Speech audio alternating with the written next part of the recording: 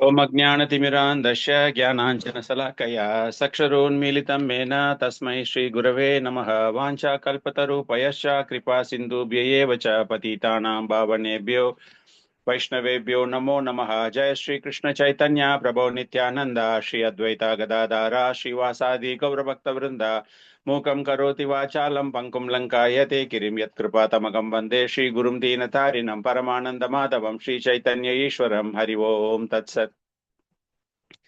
नमस्तस्मै भगवता कृष्णाय अद्भुतकर्मणे अनन्तायातिभूताय कूटस्थायात्मने நமஹ.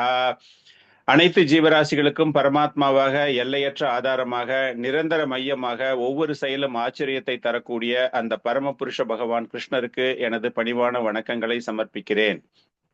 ஏகம் சாஸ்திரம் தேவகி புத்திர கீதம் ஏகோ தேவோ தேவகி புத்திர ஏவ ஏகோ மந்திரஸ்தஸ்ய நாமானி யானி கர்மாபி ஏகம் தஸ்ய தேவஸ்ய சேவா.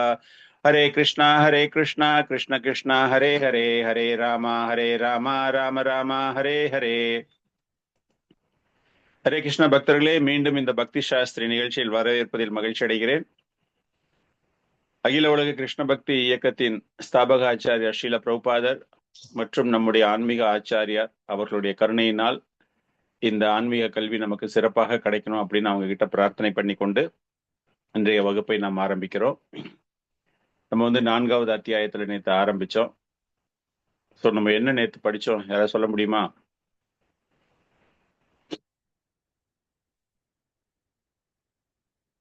நான்காவது அத்தியாயத்தில் என்ன தெரிந்து கொண்டோம்?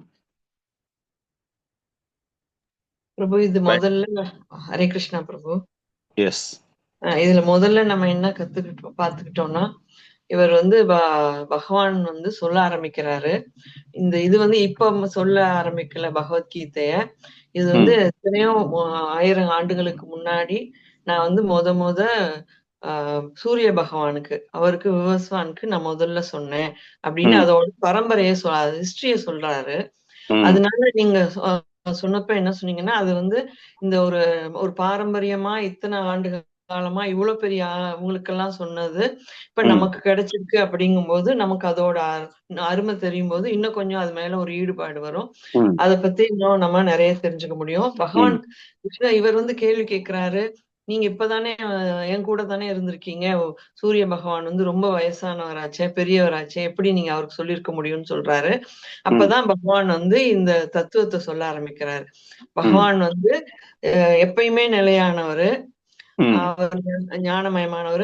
அவர்கிட்ட எல்லாமே நிறைய இருக்கு. ஆனா நம்ம இன்க்ளூடிங் அர்ஜுனன் அவங்களுக்கு எல்லாம் அவ்வளவு ஞாபகம் இருக்காது. ஏன்னா நமக்கு இந்த ஜென்மத்துல என்ன இருக்கோ அது வரைக்கும் தான் தெரியும். முன்னாடி நம்ம என்னவா இருந்தோம், அந்த 84 ஸ்பீசிஸ்ல என்னவா இருந்தோம்னா நமக்கு தெரியாது. ஆனா பகவானுக்கு தெரியும். அதனாலதான் அவர் சொல்ல ஆரம்பிச்சு இத பத்தி சொல்றாரு. சங்கிலி தொடர் மூலமா வந்தது, சீட பரம்பரையா வந்ததுங்கிறதுக்கு நமக்கு ஒரு பெரிய இது பிரபு. அதுதான் அவர் சொல்ல ஆரம்பிச்சீங்க. Very good. ஹரே கிருஷ்ணா பிரபு. ராஜர்ஷ்ய அப்படின்னு ஒரு பதம் பார்த்தோம் பிரபு. அது என்னன்னா ராஜா பிளஸ் ரிஷி. இந்த சங்கீத், அதாவது அந்த பகவான் நீண்ட காலத்துக்கு முன்பே இந்த நாலேஜை கொடுத்திருக்கிறாரு. ஆனா அது மறைந்து விட்டதை போல தோன்றுகிறது. ஏன்னா அந்த ராஜ ரிஷின்ற ஒரு குணம் இருக்கக்கூடிய யாரும் இல்ல. அப்ப அந்த மாதிரி இந்த மகாபாரதம் ஏற்படுறதுக்கு காரணமே அந்த மாதிரி குணமுள்ள ஒரு அரசன் இல்லாதனால அவங்க தவறுகள் செஞ்சுட்டாங்க அப்படின்றத பார்த்தோம். அதுக்கப்புறம் பகவான் இந்த அசுரர்களை அழித்து பக்தர்களை காப்பதற்காக யுகந்தோறும் தோன்றுகிறார் அப்படிங்கிறத பார்த்தோம். அது பகவானோட அவதாரங்கள். அவரோட அவதாரங்கள் அவர் சுயம் ரூபா, அந்த மாதிரி அவரோட அவதாரங்கள் என்னென்ன மாதிரியான பல்வேறு விதங்கள்ல எப்படி அவர் அவதரிக்கிறார் அப்படிங்கறத தெரிஞ்சுக்கிட்டோம். Very good, very good. So இன்னொரு முக்கியமான விஷயம் நம்ம என்ன தெரிஞ்சுக்கிட்டோம் அப்படின்னா, 3வது அத்தியாயத்திற்கும் 4வது அத்தியாயத்திற்கும் உள்ள ஒரு தொடர்பு. 3வது அத்தியாயம் முடிவில் என்ன ஆயிருது, அந்த 3 இடங்கள், காமம் அமரக்கூடிய 3 இடங்கள் எப்படி இருக்கு அப்படின்னு, எங்க இருக்கு அப்படின்னு, அந்த காமத்தை அகற்ற வேண்டும் என்றால் அதற்கு ஞானம் தேவைப்படுகிறது அப்படிங்கிற மாதிரி பகவான் ஆரம்பிச்சாரு. நீங்க சொன்ன பாயிண்ட் எல்லாம், அந்த ஞானம் நான் உனக்கு இன்னைக்கு சொல்லல, இது ரொம்ப புராதனமான ஒரு ஞானம். இது கொடுக்கப்பட்டிருக்கிறது. அரசர்களுக்கு கொடுக்கப்படுவதனுடைய காரணம் என்ன அப்படின்னா, பிரஜைகளும் அதை கேட்டு அதை அப்படியே நடப்பாங்க. சமுதாயம் தர்மத்தை தாக்குவதற்காக, தர்மத்தை பெறக்கூடிய நிலையில் அந்த சமுதாயம் அமையும் அப்படிங்கிற ஒரு விஷயம். நான் வந்து இன்னைக்கு நீ பார்க்கறதுக்கு உன்னோட இருக்கிற மாதிரி இருக்கு, ஆனா நான் வந்து நித்தியமானவன், பல்வேறு அவதாரங்களில் நான் தோன்றி இருக்கிறேன் அப்படின்னு அந்த அவதாரங்களை பத்தி நம்ம தெரிஞ்சுக்கிட்டோம். அதுபோது தோன்றக்கூடிய நிலையில் அவர் என்ன காரணத்திற்காக அவர் தோன்றுகிறார் அப்படிங்கிற விஷயத்தையும் நம்ம தெரிஞ்சுக்கிட்டோம். தர்மத்தை நிலைநாட்டுவதற்காக, பக்தர்களை காப்பாற்றுவதற்காக, அதர்மத்தை சீர்தூக்கி அதர்மத்தை குலைப்பதற்காக அப்படிங்கிற மாதிரிலாம் நம்ம வந்து பல்வேறு காரணங்கள், பகவான் கூறிய காரணங்களை எல்லாம் தெரிந்து கொண்டோம். இப்போ அடுத்ததா இன்னைக்கு வரக்கூடிய ஒரு ஸ்லோகங்கள், இப்படிப்பட்ட நிலையில் இருக்கக்கூடிய பகவானை எவன் ஒருவன் புரிந்து கொள்கிறானோ அவனுக்கு என்ன நடக்க போகுது அப்படின்னு அப்படியே ஸ்டெப் பை ஸ்டெப்பா நம்ம ஒன்னொன்னா பார்த்தோம் அப்படின்னா, அந்த பகவானை பத்தி எல்லாமே சொல்லிட்டு அவர் பல்வேறு அவதாரங்கள் எடுத்துட்டு நான் பிறப்பற்றவன் அப்படிங்கிற ஒரு விஷயத்தையும் அவர் நமக்கு வலியுறுத்தி இருக்கிறார், புரிந்து கொள்ள வேண்டும் அப்படிங்கிறதுக்காக. எல்லாருமே எங்கிட்ட தான் வருவாங்க, அருவவாதிகளாக இருந்தாலும் சரி, உருவவாதிகளாக இருந்தாலும் சரி, என்னிடம்தான் அவர்கள் வர வேண்டும், இறுதியில் அவர்கள் அடைய வேண்டிய இலக்கு. பட் எப்படிப்பட்ட ஒரு ரியலைசேஷன்ல அவங்க போறாங்க அப்படிங்கிறது that's a difficult thing, different thing. But எல்லாருமே எங்க போய் சேர்றாங்க, வாட் இஸ் த டெஸ்டினேஷன் அப்படிங்கும்போது அந்த பகவானால் அமைக்கப்பட்ட பல்வேறு அமைப்புகளில் அவர்கள் செல்கிறார்கள் அப்படிங்கிறத தெரிஞ்சுக்கிட்டோம். அப்படிப்பட்ட பகவானை தெரிந்து கொள்வதின் மூலமாக அவர்களுக்கு என்ன நடக்கும் அப்படிங்கிற ஒரு விஷயம்தான் இன்னைக்கு நம்ம வந்து பார்க்கக்கூடிய ஒரு அற்புதமான ஒரு ஸ்லோகம். நேற்று 8 ஸ்லோகம் வரைக்கும் பார்த்திருக்கோம். ஸோ இப்போ வந்து 9வது ஸ்லோகம் நம்ம பார்க்க போறோம்.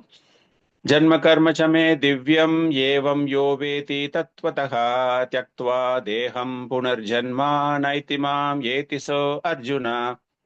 அச்சுதா பிரபு, நீங்க ஸ்லோகம் படிச்சுட்டு டிரான்ஸ்லேஷன் படிங்க. அகிலா மாதாஜி, நீங்க வந்து ஃபுல் பர்போர்ட்டை படிங்க, சரியா? ஓகே பிரபு. ஹரே கிருஷ்ணா. ஹரே கிருஷ்ணா. ஜன்மஷேமே திவ்யம் ஏவம் யோ வேதி தத்வதः த்யக்த்வா தேகம் புனர்ஜன்ம நைதி மாம் ஏதி சோ அர்ஜுனா.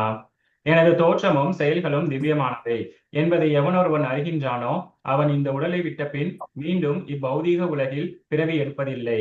அர்ஜுனா, அவன் எனது நித்திய உலகை அடைகின்றான். ஹரே கிருஷ்ணா. ஹரே கிருஷ்ணா. அகிலா மாதாஜி ஃபுல்லா படிங்க மாதாஜி. பகவான் தனது திவ்யமான லோகத்திலிருந்து இறங்கி வருவதை பற்றி ஏற்கனவே 6வது ஸ்லோகத்தில் விளக்கப்பட்டது. பரமபுருஷ பகவானின் பிறப்பை பற்றிய இவ்வுண்மையை அறிந்தவன் பௌதீக பந்தத்திலிருந்து விடுதலை பெற்றவன் ஆவான். எனவே அவன் தனது தற்போதைய பௌதிக உடலை நீத்தவுடன் இறைவனின் திருநாட்டிற்கு திரும்புகிறான். பௌதீக பந்தத்திலிருந்து ஆத்மா விடுதலை பெறுவது எளிதானதே அல்ல. அருவவாதிகளும் யோகிகளும் பற்பல துன்பத்திற்கும் பிறவிகளுக்கும் பிறகே முக்தி அடைகின்றனர். இறைவனின் பிரம்மஜோதியில் கலக்கும் அவர்களது முக்தியும் முழுமையானதல்ல. பௌதீக உலகிற்கு மீண்டும் திரும்பும் அபாயம் அவர்களுக்கு உண்டு. ஆனால் இறைவனின் உடல் மற்றும் செயல்களின் தெய்வீக இயற்கையை அறிந்துள்ள பக்தன் இவ்வுடலை நீத்த பின் இறைவனின் திருநாட்டை அடைவதுடன் இப்பௌதிக உலகிற்கு மீண்டும் திரும்பி வரும் அபாயத்திலிருந்து விடுபடுகின்றான். பிரம்ம சங்கீதையில் கடவுளுக்கு பற்பல ரூபங்களும் அவதாரங்களும் இருப்பதாக விளக்கப்பட்டுள்ளது. அத்வைதம், அச்சுதம், அனாதிம், அனந்த ரூபம்.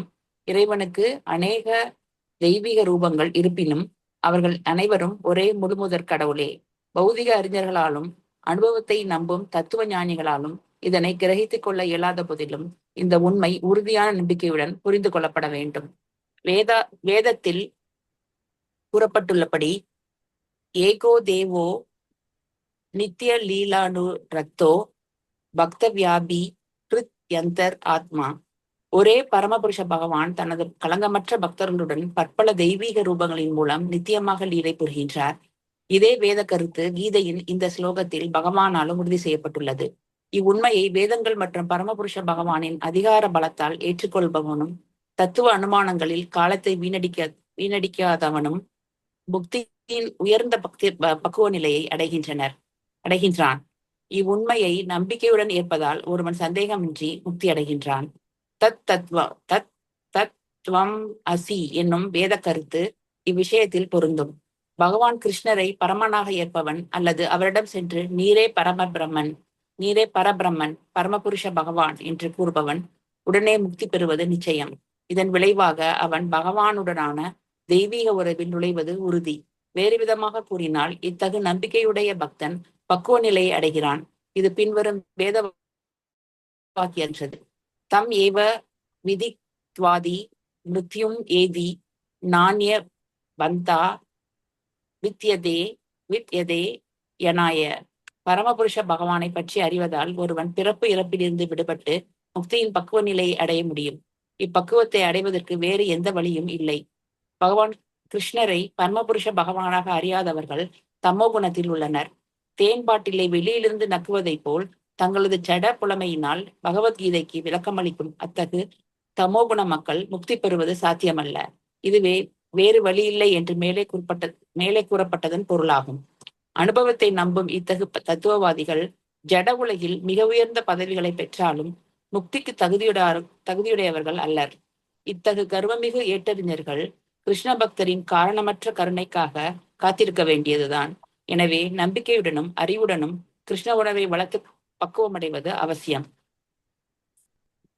ஹரே கிருஷ்ணா. முக்கியமான ரொம்ப ஸ்லோகம். இந்த ஸ்லோகம் இது ஃபுல்லா படிக்க சொன்னது என்னன்னா, இதுல நிறைய கருத்துக்கள் பிரபுபாதர் நமக்கு வழங்கி இருக்கிறார். இந்த ஒரு ஸ்லோகத்தை பிரபுபாதர் நிறைய நேரங்களில் அவர் பயன்படுத்தி இருக்கிறார். பகவான் கிருஷ்ணரை அடைவது என்பது மீண்டும் மீண்டும் பிறப்பதினால் அடைவது கிடையாது. நம்முடைய பிறப்பை நிறுத்துவதுதான் பகவான் கிருஷ்ணரை அடைவதற்கான ஒரு அடையாளம். பகவான் என்ன சொல்றாரு போன ஸ்லோகங்கள்ல, அதுக்கு முந்தின ஸ்லோகங்கள்லாம் அவர் என்ன சொல்றாரு அப்படின்னா, தர்ம சம்ஸ்தாப, அதாவது அந்த அந்த ஆத்மாவானது பகவானிடம் முழுமையாக சரணடைய வேண்டும் இல்லையா. அந்த தர்மம் அப்படிங்கும்போது அந்த பகவானால் வழங்கப்பட்ட கொள்கைகள் நம்ம பார்த்தோம் நேற்று. எப்படி யமதூதுவர்களுக்கு யமராஜா சொல்லி கொடுத்தாரு, தர்மம் சாக்ஷாத் தூ பகவான் ஸ்வயம். சோ அந்த பகவான் சொல்லக்கூடிய தர்மங்கள் அதை நிலைநாட்டுவது அப்படின்னா, அதை நாம் பின்பற்றுவதன் மூலமாக அவருடைய கமல பாதங்களில் சரணாகதி அடையும் பொழுது நமக்கு என்ன நடக்குது அப்படின்னா, பிறப்பு இறப்பு, ஜென்ம கர்ம சமே திவ்யம். காரணம் என்ன அப்படின்னா, அவருடைய தோற்றம். நிறைய பேர் பௌதிகவாதிகளுக்கு இது சரியாவே புரியாது. ஏதோ வராரு, மாயாவி போல வராரு, ஏதோ லீலைகள்லாம் செய்யறாரு, இவர் ஒரு அசாதாரணமான குணங்கள் படைத்தவர் அப்படின்னு தான் நினைக்கிறாங்களே தவிர, அவருடைய உன்னதமான திவ்யமான விஷயங்கள் அவருக்கு தெரியாது. அதுதான் இங்க சொல்றாரு, என்னுடைய தோற்றமே திவ்யமானது, நான் எதற்காக வருகிறேன் அப்படிங்கிற விஷயம் முன்னாடி சொல்லிட்டாரு. சோ அப்படின்னா அந்த தர்மம் எவ்வளவு முக்கியத்துவம் வாய்ந்தது, அந்த திவ்யமான விஷயத்திற்காக நான் தோன்றுகிறேன். ஏவம் யா வேதி தத்துவதக, இதை எவன் ஒருவன் தெரிந்து கொண்டிருக்கிறானோ, எதை, அவருடைய தோற்றம் திவ்யமானது. இதுக்கு முன்னாடி ஸ்லோகத்துக்கு போனா, அந்த தர்மத்தை நிலைநாட்டுவதற்காக தோன்றக்கூடிய தோற்றம் திவ்யமானது. அவர் கை இல்ல, கால் இல்ல, கொம்பு இருக்கு, அவருக்கு வயிறு பெருசா இருக்கு, சிங்கம் மாதிரி இருக்காரு, நத்திங் டு இட். எதற்காக அவர் தோன்றுகிறார் என்றால் அந்த தர்மத்தை நிலைநாட்டுவதற்காக. இதை எவன் ஒருவன் தெரிந்து கொண்டிருக்கிறானோ, தக்த்வா தேகம் புனர்ஜன்மா, மீண்டும் அவனுக்கு பிறவி என்பது கிடையாது. இதை நன்றாக தெரிந்து கொள் அர்ஜுனா. சோ என்னோட என்னுடைய தர்மத்தை நிலைநாட்டுவதற்காக என்னோடு நீ பங்கேற்க வேண்டும். நான் ஏத்திமாம் ஏத்திஷோ அர்ஜுனா. சோ இந்த ஸ்லோகம் பார்க்கும்போது, பகவான் பூமின்னு சொல்றீங்களா, வானுலகம்னு சொல்றீங்களா, பரலோகமா, இல்ல அது நரகலோகமா, ஆன்மீக லோகமா, எல்லாத்துக்கும் அப்பாற்பட்ட நிலையில் அவர் எங்கு தோன்றினாலும் அது திவ்யமான ஒரு விஷயமாகத்தான் இருக்கும். குந்தி மகாராணி பிரேயர்ல பார்க்கும்போது குந்தி மகாராணி சொல்றாங்க, நீ பிறப்பற்றவன். குந்தி மகாராணியுடைய துதி நீங்க படிச்சிருப்பீங்க, ஒரு சில பேர் படிச்சிருப்பீங்கன்னு நினைக்கிறேன். இல்லைன்னா அதை படிச்சு பாருங்க. ரொம்ப அற்புதமான ஒரு பிரார்த்தனை குந்தி மகாராணியுடையது. அவங்க அந்த தேவகி வசுதேவருக்கு பிறந்ததாக இருந்தாலும் கூட அவர் அந்த துதியில் பாடும் பொழுது, நீ பிறப்பற்றவன் அப்படின்னா உன்னுடைய பிறப்பு திவ்யமானது. பார்க்கறதுக்கு நீ நல்ல அழகான ஒரு ஆடை அலங்காரங்கள் ஆபரணங்களோடு நீ பிறந்திருக்கலாம். விஷ்ணு ஃபார்ம்ல, 400 ஃபார்ம்ல அவர் பிறக்கிறார் இல்லையா. அதுக்கப்புறமா அவர் செய்யக்கூடிய லீலைகள் எல்லாமே பார்த்தீங்கன்னாலே எல்லாமே திவ்யமான ஒரு லீலைகள், தூய்மையான லீலைகள். அதை அந்த அளவுக்கு எளிதாக அதை யாராலும் புரிந்து கொள்ள முடியாது. ஆனால் அது போல தோன்றும் பொழுது அந்த திவ்யத்தை அவர் மறைக்கிறார். பக்தர்களுக்கு தெரியும் அது திவ்யமான லீலை அப்படிங்கிறது. அதை பார்க்கிற மற்றவங்க என்ன நினைச்சிடுறாங்க அப்படின்னா, ஓ ரொம்ப அட்ராக்டிவா இருக்கு, அட்ராக்ஷனா இருக்கு, ஏதோ சினிமா படம் பார்த்துட்டு வர்ற மாதிரி நம்மளுக்கு இருக்கும். ஆனால் பக்தர்களுக்கு அது தெரியாது, அது திவ்யம் என்பது புரிகிறது. காரணம் என்ன அப்படின்னா, மற்றவர்களுக்கு அது ஏன் தெரிவதில்லை அப்படின்னா, is completely concealing is divinity. அந்த ஒரு திவ்யமான தன்மை மறைக்கப்படுகிறது. அந்த மாயா சக்தி அப்படிங்கிறது அதுவும் அவருடைய ஒரு சக்தி தான். அதனால ஒரு பக்தர்களுக்கும் பகவானுக்கும் ஏற்படக்கூடிய திவ்யமான லீலைகளை மற்றவர்களால் புரிந்து கொள்ள முடிவது கிடையாது. மிகச்சிறந்த ஒரு உதாரணம் பிரஜவாசிகள். பிரஜவாசிகளுக்கு பகவான் கிருஷ்ணர் அப்படிங்கிற ஒரு விஷயம் அற்புதமான மனிதர் அப்படின்னு தெரிந்திருந்தாலும் கூட அவர்களுடைய செயல்பாடுகள் அதுல வந்து பார்க்கும்போது அவங்க அதை பத்தியெல்லாம் கேரே பண்ண மாட்டாங்க. கம்ப்ளீட்டா அது மறந்துடுது அவங்களுக்கு. நான் யாரோட டீல் பண்ணிட்டு இருக்கேன் அப்படின்னா ஒரு பயம் வந்துடும் இல்லையா? ஓ, இவ்வளவு பெரிய ஆளா, இப்ப நான் இவருக்கு ரொம்ப மரியாதை தரணும் அப்படின்னு அவருடைய உண்மையான ஒரு அன்பு வெளிப்படாது.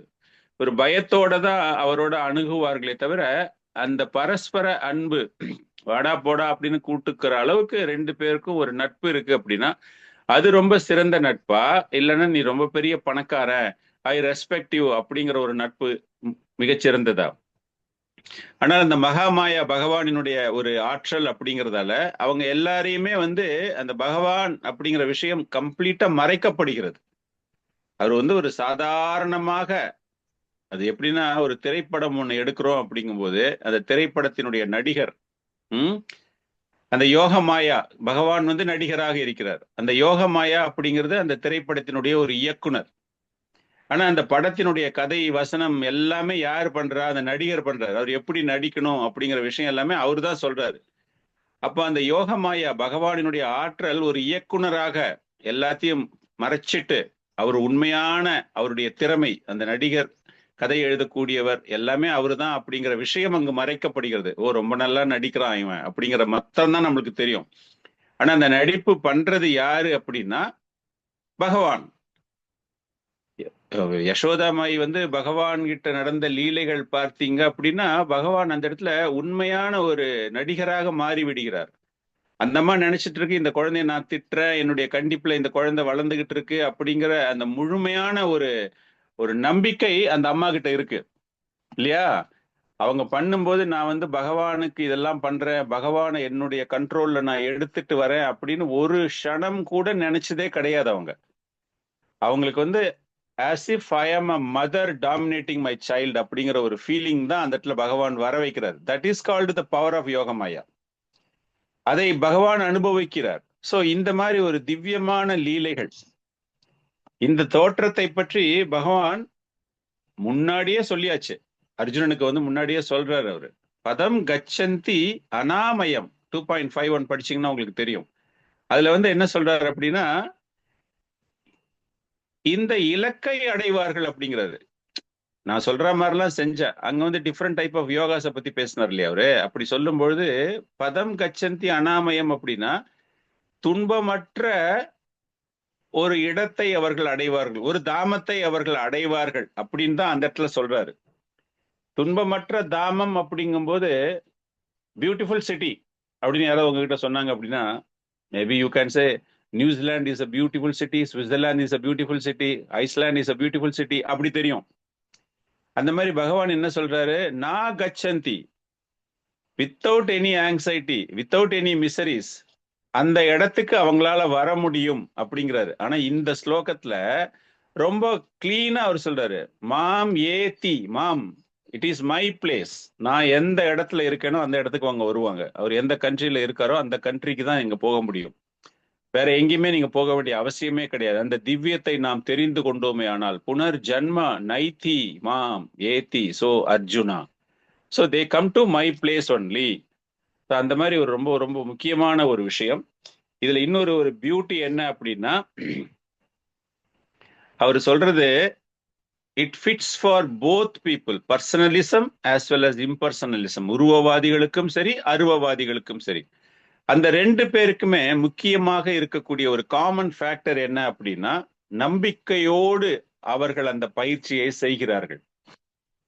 என்ன புரிஞ்சுக்கணும், என்னுடைய திவ்யத்தை புரிஞ்சுக்கணும் அப்படின்னா இந்த ரெண்டு பேருமே நம்பிக்கையோடு செய்கிறார்கள் இல்லையா? அருவவாதிகள் செய்யறாங்க அப்படின்னா முழுமையாக நம்ம வந்து ஒரு பக்தனுக்கு கூறப்பட்டுள்ள எல்லா விஷயங்களும் அவர்களுக்கும் கூறப்பட்டிருக்கிறது.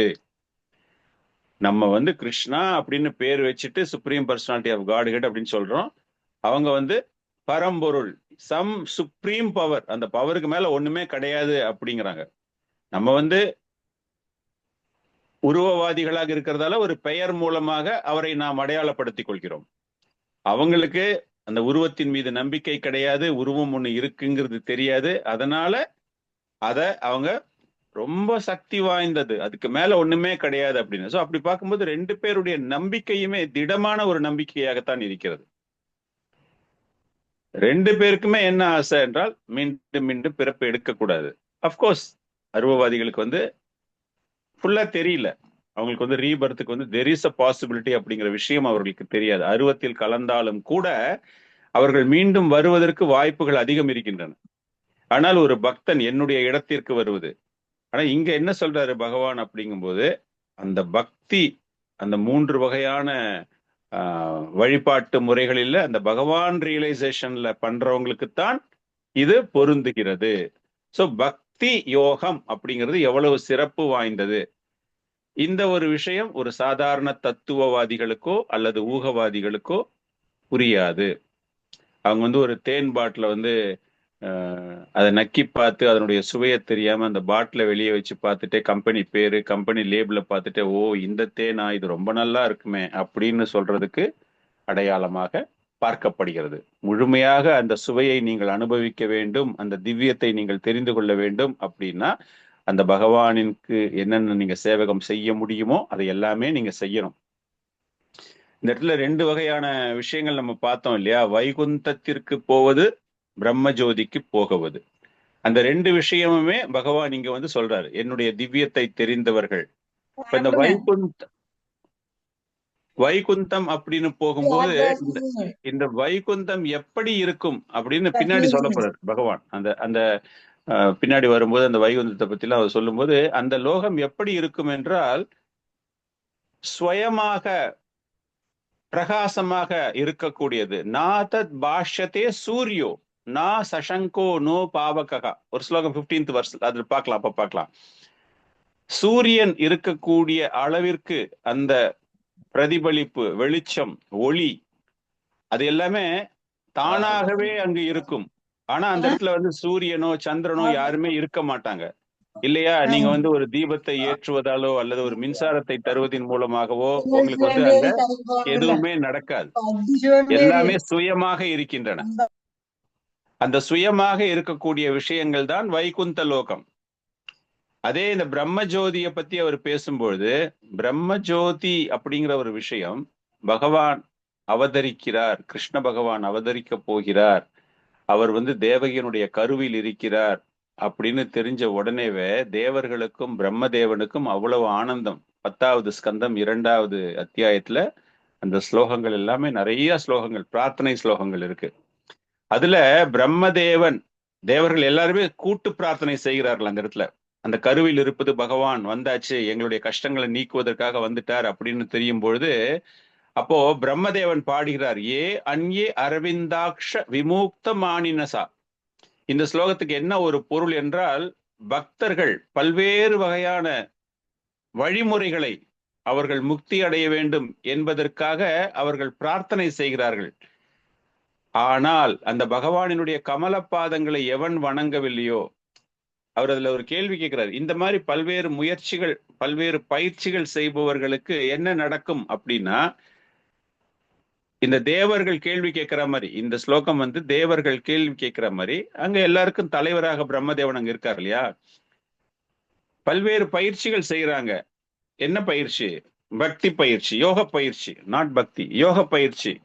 அந்த மாதிரி பண்றாங்க இல்லையா? அவங்க எந்த இடத்தை அடைவார்கள் அப்படின்னு அவங்க கேட்கிற மாதிரி கேள்வி அந்த பிரார்த்தனையில. அதற்கு பிரம்மதேவன் பதிலளிப்பது போல அப்போ அவர் சொல்றாரு, அந்த கமல பாதங்களை எவன் ஒருவன் வணங்குகிறானோ, நீ வந்து ஒரு பக்தன் இல்லாதவனாக பல்வேறு பயிற்சிகள் பல்வேறு தீவிரமான முயற்சிகள் எது வேணாலும் நீ செய்யலாம். ஆனால் அந்த பகவான் இருக்கக்கூடிய இடத்தை அடையாமல் அவர்கள் வேறு எங்கு சென்றாலும் அது வந்து ஒரு முழுமை அடையாத ஒரு நிலையைத்தான் அடைவார்கள். அவர்கள் நிச்சயமாக கீழ் விழுவதற்கு, அது கிட்டத்தட்ட is talking about the hatha yogis, Ashtanga yogis. அவங்கலாம் யாரு அப்படின்னு பின்னாடி பார்ப்போம். நமக்கு அந்த ஹத யோகிஸ் அஷ்டாங்க யோகிஸ் எல்லாமே இந்த மாதிரி ஒரு ஆன்சர் பிரம்மதேவன் கொடுக்கிறது. தே மே ஃபால் டவுன். அவங்க வந்து டிஃப்ரெண்டான பயிற்சிகள் செஞ்சாலும் கூட அவர்களுக்கு தோல்வி என்பது, அதாவது வீழ்ச்சி என்பது நிச்சயம்.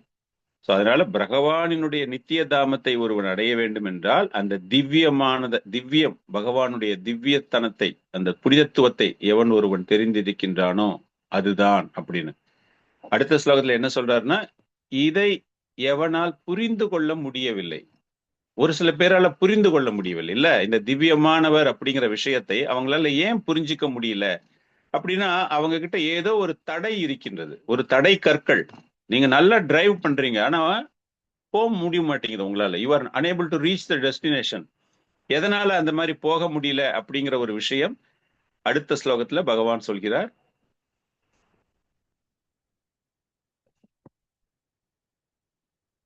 வீதராக பய குரோதா மன்மயா மாம் உபாஷிதஹ பாகவோ ஞான தபஷா பூத மத் பாவம் ஆகதகா. விஜயகுமார் பிரபு இருக்கீங்களா? படிக்க முடியுமா உங்களால? அந்த ஸ்லோகம், அந்த டிரான்ஸ்லேஷன் படிங்க. உங்க மாதாஜிய first paragraph of the purport, first para மாத்திரம் படிச்சா போதும். கோபம் இவற்றிலிருந்து விடுபட்டு முழுவதும் என்னை லைத்து என்னை சரணடைந்த பற்பல நபர்கள் ஸ்லோகம் படிக்க சொன்னாரு பாரு. இதற்கு முன் தூய்மை அடைந்துள்ளனர். ஓகே, பரவாயில்ல. ஸ்லோகமும் படிக்க சொன்னாங்க. ஸ்லோகம் எல்லாம் நீங்க படிச்சீங்கன்னா, இந்த மாதிரி சிம்பிள் ஸ்லோகம் எல்லாம் படிச்சீங்கன்னா உங்களுக்கு ஒரு பிராக்டிஸ் கிடைக்கும்ன்றதான், வேற ஒண்ணும் இல்லை.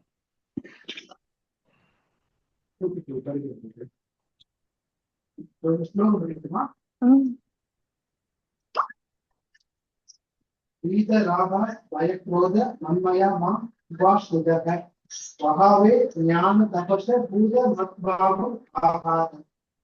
பற்றுதல், பயம், கோபம் இவற்றிலிருந்து விடுபட்டு முழுதும் என்னை லயித்து என்னை சரணடைந்த பற்பல நபர்கள் என்னை பற்றி அறிவால் இதற்கு முன் தூய்மை அடைந்துள்ளனர். இவ்வாறாக அவர்கள் எல்லோரும் என் மீது திவ்யமான அன்புடையவர்கள் ஆயினர்.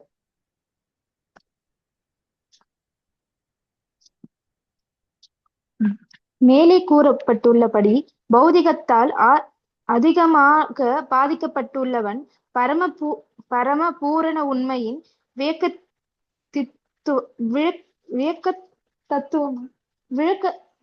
தத்துவத்தை புரிந்து கொள்வது மிகவும் கடினமாகும். உடலை சார்ந்த வாழ்வில் பற்று கொண்டுள்ள மக்கள் பரமன் எவ்வாறு ஒரு நபராக இருக்க முடியும் என்பதை அறிவது ஏறக்குறைய அசாத்தியமாகும். ஏனெனில் அவர்கள் அந்த அளவிற்கு பௌதிகத்தில் மூழ்கியுள்ளனர். பூரண அறிவுடனும் நித்தியமான ஆனந்தத்துடனும் அழிவற்ற திவ்யமான உடல் ஒன்று இருக்கக்கூடும் என்பதை இத்தகைய பௌதிகவாதியினால் கற்பனை செய்து கூட பார்க்க முடியாது.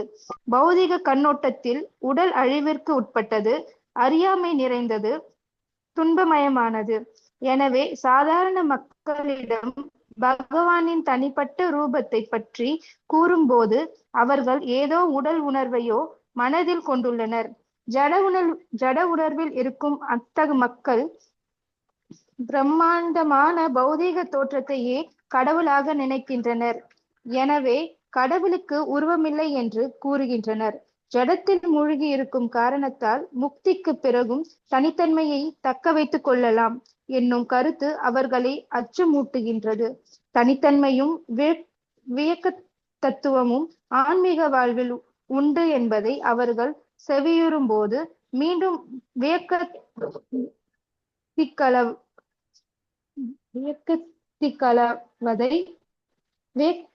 வியக்கத்திக்கலவதை எண்ணி அச்சமுற்று அருவ சூனியத்தில் ஐக்கியமாகி விட விரும்புவது இயற்கையே. ஆத்மாக்களை கடலில் கலந்து விடும் நீர் குமிழிகளுக்கு அவர்கள் ஒப்பிடுகின்றனர். வியக்கத்தித்துவமின்றி அடையக்கூடிய ஆன்மீக நிலையில் உச்ச பக்குவம் அவ்வளவே. ஆன்மீக வாழ்வின் பக்குவ ஞானம் இல்லாத பயம் கொண்ட நிலை இது. அது மட்டுமின்றி ஆன்மீக நிலையில் என்று ஒன்றிருப்பதையே புரிந்து கொள்ள முடியாத பலரும் உண்டு. பற்பல கொள்கைகளாலும் வெவ்வேறு தத்துவ அனுமானங்களிலும் முரண்பாடுகளாலும் மிகுந்த குழப்பமுற்ற இவர்கள் வெறுப்பும் கோபமும் கொண்டு உயர்ந்த காரணம் எதுவும் கிடையாது, அனைத்தும் இறுதியில் சூனியமே என்று முட்டாள்தனமாக முடிவெடுக்கின்றனர். இத்தகைய மக்கள் நோயுற்ற வாழ்க்கை வாழ்கின்றனர். சிலர் பௌதிகத்தில் அதிக பற்றுதல் கொண்டிருப்பதால் ஆன்மீக வாழ்வை கண்டுகொள்வதில்லை. சிலர் உயர் ஆன்மீக மூலத்துடன் இரண்டர கலக்க விரும்புகின்றனர்.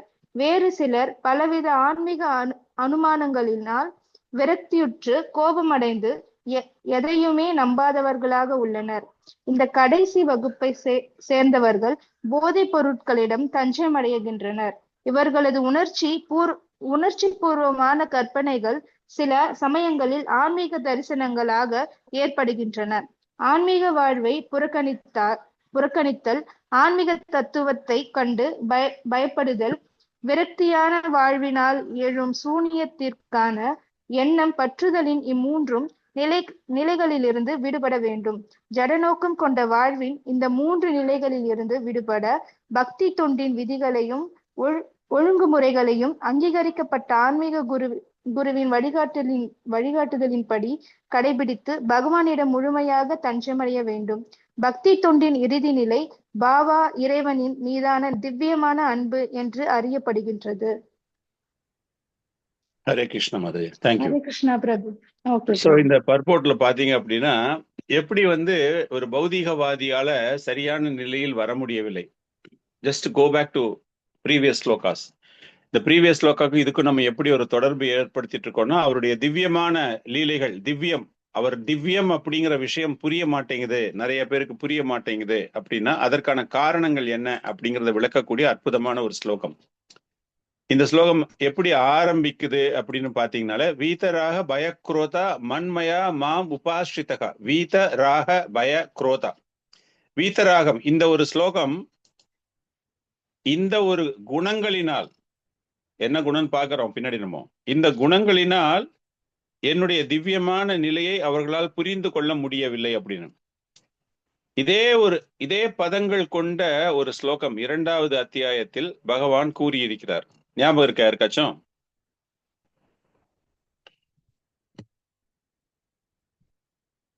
இரண்டாவது அத்தியாயத்துல பகவான் என்ன சொல்லுவார்னா, இந்த குணங்கள் இல்லாமல் எவன் ஒருவன் இருக்கிறானோ அவன் பௌதீக நிலையில், கட்டுண்ட நிலையிலிருந்து மீள்கிறான், அவனுடைய மனம் திடமாக இருக்கிறது அப்படின்னு. அதேதான் இங்கேயும் சொல்ல வர்றார். அந்த 2.54 and 56 செகண்ட் சாப்டர்ல பாத்தீங்கன்னா, துக்கேஷு அனுத்விக்ன மனஹா சுகேஷு விகட ஸ்பிருஹ வீத ராக பய குரோத ஸ்தித திர்முனிர் உஷ்யதே. ஸ்தித திர்முனி நம்ம டிஸ்கஸ் பண்ணோம் ரொம்ப டீப்பா. ஸ்தித திர்முனி அப்படின்னா அந்த மனம் முழுமையான ஒரு கட்டுப்பாட்டிற்குள் இருக்கின்றது அப்படின்னு.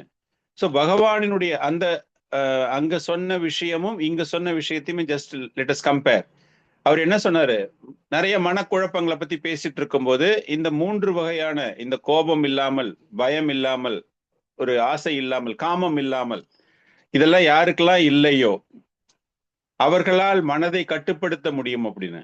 ஸோ இந்த அதே மாதிரி விஷயம்தான் இங்க எடுத்துட்டு வந்தோம் அப்படின்னா, இந்த மனதை கட்டுப்படுத்தும் பொழுது அந்த திவ்யத்தை தெரிந்து கொள்வதற்கு அப்படிங்கிற ஒரு விஷயம் முக்கியமாக படுகிறது. இந்த 3 வகையான குணங்கள் அப்படின்னு பார்க்கும்போது ராகா, பயா, குரோதா, இது யாருக்கு இந்த ப்ராப்ளம் அப்படின்னா பௌதீகவாதிகளுக்கு ப்ராப்ளம். ராகா அப்படின்னா என்னது? ராகா அப்படி மீன்ஸ் அதிக அளவில் பௌதீக வாழ்க்கையில் நாட்டம் கொன்றவர்கள். அந்த அதிக அளவில் நாட்டம் அவர்களுக்கு இருக்கும்போது அவர்கள் என்ன செய்யறாங்க அப்படின்னா ஆன்மீக வாழ்க்கையை புறக்கணிக்கிறார்கள். ஆன்மீக வாழ்க்கையை ஒருத்தர் புறக்கணிக்கிறாரு அப்படின்னா அவர்கிட்ட போயிட்டு நீங்க பகவான் திவ்யமானவர், அவர் இதெல்லாம் பண்ணியிருக்காரு அப்படின்னா அவன் அதை பத்தி கேரே பண்ண மாட்டான், கண்டுக்கவே மாட்டான். என்னுடைய வாழ்க்கை எனக்கு சுகம் தரக்கூடியதாக இருக்க வேண்டும், என்னுடைய இந்திரியங்களுக்கு சுகம் தரக்கூடியதாக இருக்க வேண்டும், அந்த மாதிரி ஏதாச்சும் இருந்தா சொல்லு, நான் கேட்கிறேன் அப்படிம்பாங்க. அதுதான் அந்த ராகம். They are very much strongly attached. பயா, அந்த பயா அப்படிங்கும்போது நம்ம ஐ திங்க் ஆல்ரெடி டிஸ்கஸ் பண்ணியாச்சு. பௌதிகத்துல அதிகமான ஒரு செல்வம் வரும்பொழுது உங்களுக்கு ஆட்டோமேட்டிக்கா ஒரு பயம் வருகிறது. அந்த பயம் வரும்பொழுது நான் உடல் ரீதியாக நீங்கள் உங்களை அடையாளப்படுத்திக் கொள்கிறீர்கள். அந்த பயாக்கு முக்கியமான காரணம் என்ன அப்படின்னா உடல் ரீதியாக நீங்கள் உங்களை தவறாக அடையாளப்படுத்திக் கொள்ள, because you are not the body. இல்ல, நீங்க இட் இஸ் நாட் பர்மனன்ட். அந்த பயம் உங்களுக்கு ஏன் இருக்கணும்? என்னுடைய ஆத்மாவுக்கு எந்த ஆபத்தும் இல்லாம நான் பார்த்துக்கிட்டா போதும், என்னுடைய தற்காலிகமான உடல் எப்படி போனா என்ன அப்படின்னு போகும்போது அவர்களுக்கும் பகவானை பற்றி புரியாது அப்படிங்கிறார். இன்னொன்னு, அவங்களுக்கு என்ன அப்படின்னா அந்த உடல் அப்படியே நீங்க ஒரு ஹதா யோகி ஸ்டைல்ல நீங்க பாக்குறீங்கன்னா கூட அவங்க என்ன நினைச்சுப்பாங்க அப்படின்னா நான் பகவானோடு கலக்கப் போகிறேன், அந்த ஜோதியோடு ஜோதியாக நான் கலக்கப் போகிறேன். சோ அவர்களுக்கும் இந்த இடத்துல 2 பாயிண்ட் ஆச்சாரியர்கள் வந்து ரொம்ப அருமையான ஒரு விளக்கம் தராங்க. ஒண்ணு, பௌதிகவாதிகளுக்கு உடலை தவறாக அடையாளப்படுத்திக் கொள்வது, அருவவாதிகளும் அவர்களை தவறாக அடையாளப்படுத்திக் கொள்கிறார்கள், அவர்களுக்கும் அந்த திவ்யம் புரியாது அப்படிங்கிறார். போன வர்ஸ்ல என்ன கொஸ்டின்? என்னுடைய திவ்யம். இந்த கொஸ்டின் இந்த வர்ஸ்ல என்ன? யாராலெல்லாம் புரிஞ்சுக்க முடியாது அப்படின்னு. So first point, very clearly it is understood, பௌதீகத்தில் அதிக அளவில் நாட்டம் இருப்பவர்களால் புரிந்து கொள்ள முடியாது. Very good. நெக்ஸ்ட் பாயிண்ட் வரும்போது பயா அப்படின்னு வரும்போது தவறான அடையாளப்படுத்துவது. அந்த தவறான அடையாளம் அப்படிங்கும்போது அந்த உடல், அது அகைன் பௌதிகவாதிகளுக்கும் அது பொருந்துகிறது, அருவவாதிகளுக்கும் பொருந்துகிறது. குரோதா, குரோதா அப்படிங்கும்போது குரோதம், இட்ஸ் டிபிக்கல் தமிழ்ல சமஸ்கிருத பதம், தமிழ்ல அப்படியே குரோதம். ஒரு மாதிரி ஒரு ஃப்ரஸ்ட்ரேஷன், ஒரு தோல்வி, நம்ம நினைச்சது நடக்கல அப்படிங்கும்போது ஏமாற்றம்னு சொல்லலாம், விரக்தின்னு சொல்லலாம், என்ன வேணாலும் சொல்லலாம் அதுக்கு. ஸோ அந்த மாதிரி இருப்பவர்களுக்கு என்ன ஆயிடுதுன்னா நிறைய கோவப்பட ஆரம்பிச்சிருவாங்க. அவங்க ஆசைப்பட்ட மாதிரி நடக்கல, இல்ல ஆசைப்பட்ட மாதிரி ஒரு செயல் நடக்கவில்லை அப்படிங்கும்போது அவர்கள் அதிகமான அளவில் அந்த கோபம் ஏற்படும் பொழுது அந்த விரக்தியை போக்குவதற்காக தவறான பாதைகளில் அவர்கள் செல்வதற்கு அதிக அளவில் நாட்டம் இருக்கிறது. தவறான பாதைகள் அப்படின்னா intoxication, maybe they will go for liquor. எனக்கு மைண்டே சரியில்லை, ஐ லாஸ்ட் எவ்ரி திங், என்னுடைய ப்ராஜெக்ட் ஃபெயில் ஆயிடுச்சு, என் கூட வேலை செஞ்சவங்களாம் சரியா வேலை செய்யல அப்படின்ட்டு தே மே கோ ஃபார் இன்டாக்சிகேஷன். அந்த போதையில போறவங்களுக்கு என்ன நம்ம புரிஞ்சுக்கிறோம் அப்படின்னா, இப்படிப்பட்டவர்களுடைய மனம் நிலையாக இருப்பதே இல்லை. Again go back to the earlier second சாப்டர்ல 2.52 என்ன சொல்றாரு? இதை எவன் ஒருவன் கட்டுப்படுத்துகிறானோ. சோ இது கட்டுப்படுத்த முடியாமல் போகும்போது அந்த திவ்யத்தை பற்றி அவர்களால் புரிந்து கொள்ளவே முடியாது.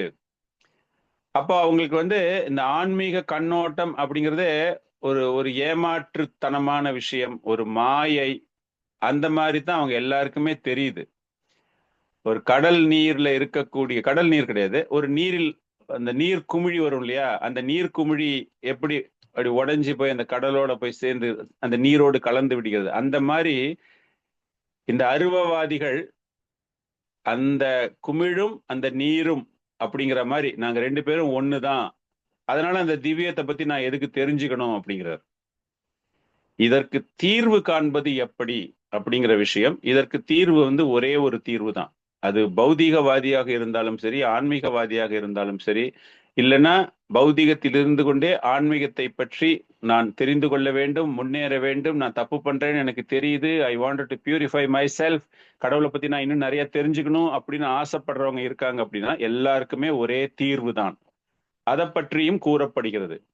அதற்கு என்ன தீர்வு என்றால் முழுமையாக பகவானிடம் சரணடைய வேண்டும். எப்படி சரணடைவது என்றால் ஒரு ஆன்மீக ஆச்சாரியர்.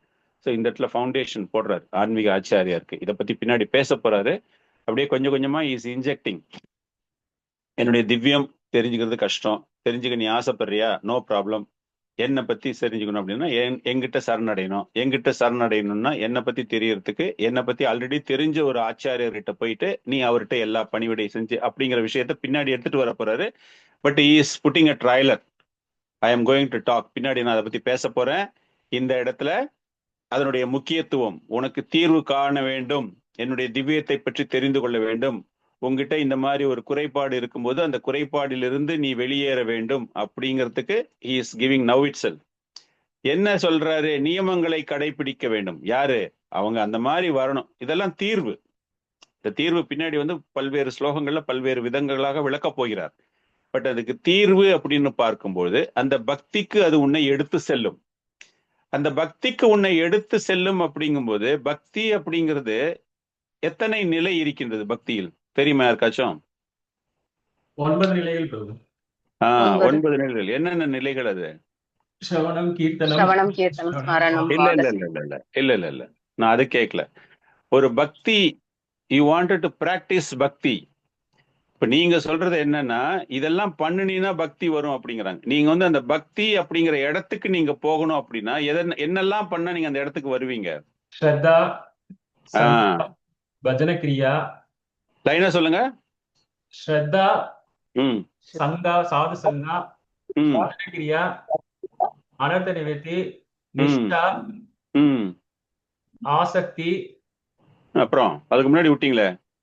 ருச்சி ருச்சி ருச்சி, ஆஹ் ஆசக்தி, பாவா பிரேமா. Very good. நெக்டர் ஆஃப் டிவோஷன்ல ஒரு ஸ்லோகம் இருக்கு, தெரியுமா அந்த ஸ்லோகம் என்ன ஸ்லோகம்ட்டு? இல்ல பிரபு, தெரியாது பிரபு. நெக்டர் ஆஃப் டிவோஷன்ல அஃப்கோர்ஸ் இந்த ஸ்லோகம் வந்து பல இடங்கள்ல it is coming repeatedly, but முக்கியமாக இது வந்து நெக்டர் ஆஃப் டிவோஷன்ல நமக்கு வந்துட்டு ரூப கோஸ்வாமி அவர்களால் கூறப்பட்ட ஒரு விஷயம்.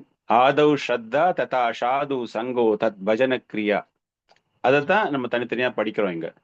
சோ ஆதவ் ஸ்ரத்தா, இந்த பக்தியில ஒருத்தர் வரணும், என்னை பற்றி தெரிந்து கொள்ள வேண்டும், திவ்யத்தை பற்றி தெரிந்து கொள்ள வேண்டும். குறைபாடுகள் இருக்கக்கூடியவர்களுக்கு ஒரு ஆசை வருது, நான் வந்து பௌதிக கவர்ச்சியில் அதிகமா இருக்கேன், எனக்கு வந்து முன்னுக்கு வரணும் அப்படின்னு ஆசைப்படுறவங்களுக்கு முதலில் நம்பிக்கை ஏற்பட வேண்டும். தட் இஸ் கால்டு ஆதவ் ஸ்ரத்தா. அந்த நம்பிக்கை ஏற்பட்டுருச்சு, அப்ப நான் யார்கிட்ட போய் இதெல்லாம் தெரிஞ்சுப்பேன் அப்படிங்கும்போது தென் யூ ஆர் ஹேவிங் அ சாது சங்கம்.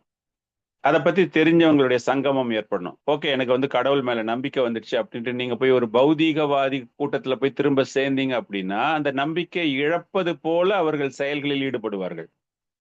எதுக்குமா நீ போய் சாமியை பத்தி எல்லாம் கேட்டுக்கிறவா, அவங்க ஏதாச்சும் சினிமா எடுப்பாங்க, நரசிம்ம அவதார்னு ஒரு சினிமா எடுப்பாங்க, அந்த மாதிரி சினிமா எல்லாம் பாத்துக்கலாம் வா, நம்ம ஜாலியா என்ஜாய் பண்ணலாம் வா, எதுக்கு நீ வந்து கோயிலுக்கு எல்லாம் போற, எதுக்கு நீ வந்து பகவத்கீதை எல்லாம் படிக்கிற, அதெல்லாம் ஒன்றும் பண்ண வேண்டாம். அப்படிங்கும்போது அந்த நம்பிக்கையை உங்களுடைய சாது சங்கம் சரியா இல்லாத சாது சங்கம் கூட உங்களை மாத்தி விட்டுரும். அதற்காகத்தான் இந்த இடத்துல சாது சங்கான்னு எழுதுறாரு பிரபுபாதர். ரூப கோஸ்வாமி சொல்லும் போது சாதுக்கள் அப்படின்னாலே the definition for சாதுக்கள் is they are spiritually enlightened persons. அந்த சாதுக்கள் அப்படிங்க அவங்களுடைய சங்கத்துக்கு நீங்க போகணும். ஆன்மீக வெளிச்சம் ஆல்ரெடி இருக்கக்கூடியவர்கள் தான் சாதுக்கள் என்று அழைக்கப்படுவார்கள். அசாது சங்கம்லாம் போகக்கூடாது. நான் சாது கிட்ட போய் நீங்க சங்கமம் எடுக்கக்கூடாது.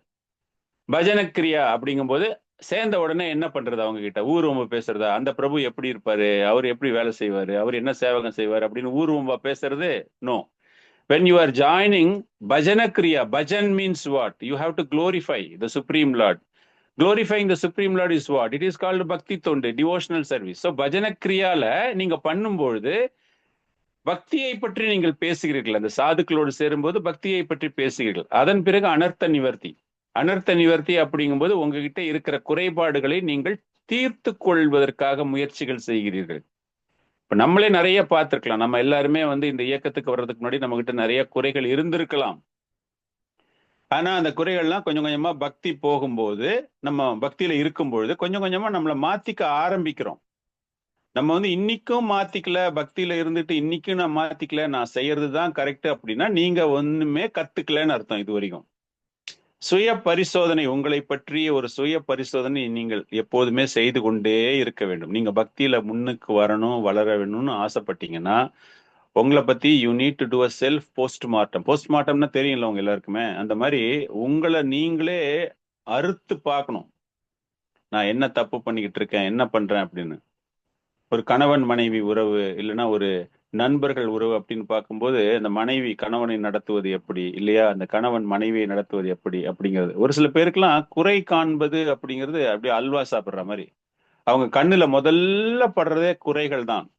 அவங்க வந்து எப்படி பண்றாங்க, இன்னும் அந்த ப்ராசஸை கம்ப்ளீட் பண்ணியிருக்காங்களா பண்ணலையா, அந்த வேலையை முடிச்சிருக்காங்களா முடிக்கலையா, அதை பத்திலாம் கொஞ்சம் கூட கவலைப்படவே மாட்டாங்க. எடுத்த உடனே தப்பா பண்ணிட்ட, நீ அப்படி பண்ணக்கூடாது, இப்படி பண்ணக்கூடாது, அங்க இது தொங்குது, இங்க அது பண்ற, அப்படி பண்ற, இப்படி பண்ற அப்படின்னு.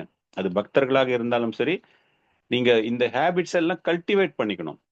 ஒரு நல்ல ஒரு சமுதாயத்துல ஒரு நல்ல நிலைக்கு ஒருத்தர் வரணும் அப்படின்னா, நிலைன்னா பெரிய பணக்காரன் அப்படிலாம் சொல்ல வரல, எல்லாரும் போற்றக்கூடிய அளவில் குணங்களை ஒருவன் எடுத்துக்கொண்டு வர வேண்டும் என்றால் தட் இஸ் கால்டு அனர்த்த நிவர்த்தி. நம்ம கிட்ட இருக்கிற குறைகளை முதல்ல நம்ம கிட்ட இருக்கிற குறைகளை நாம் நிவர்த்தி செய்துவோம். அடுத்தவங்க கிட்ட இந்த குறை இருக்கு அப்படின்னு சுட்டி காட்ட வேண்டாம்.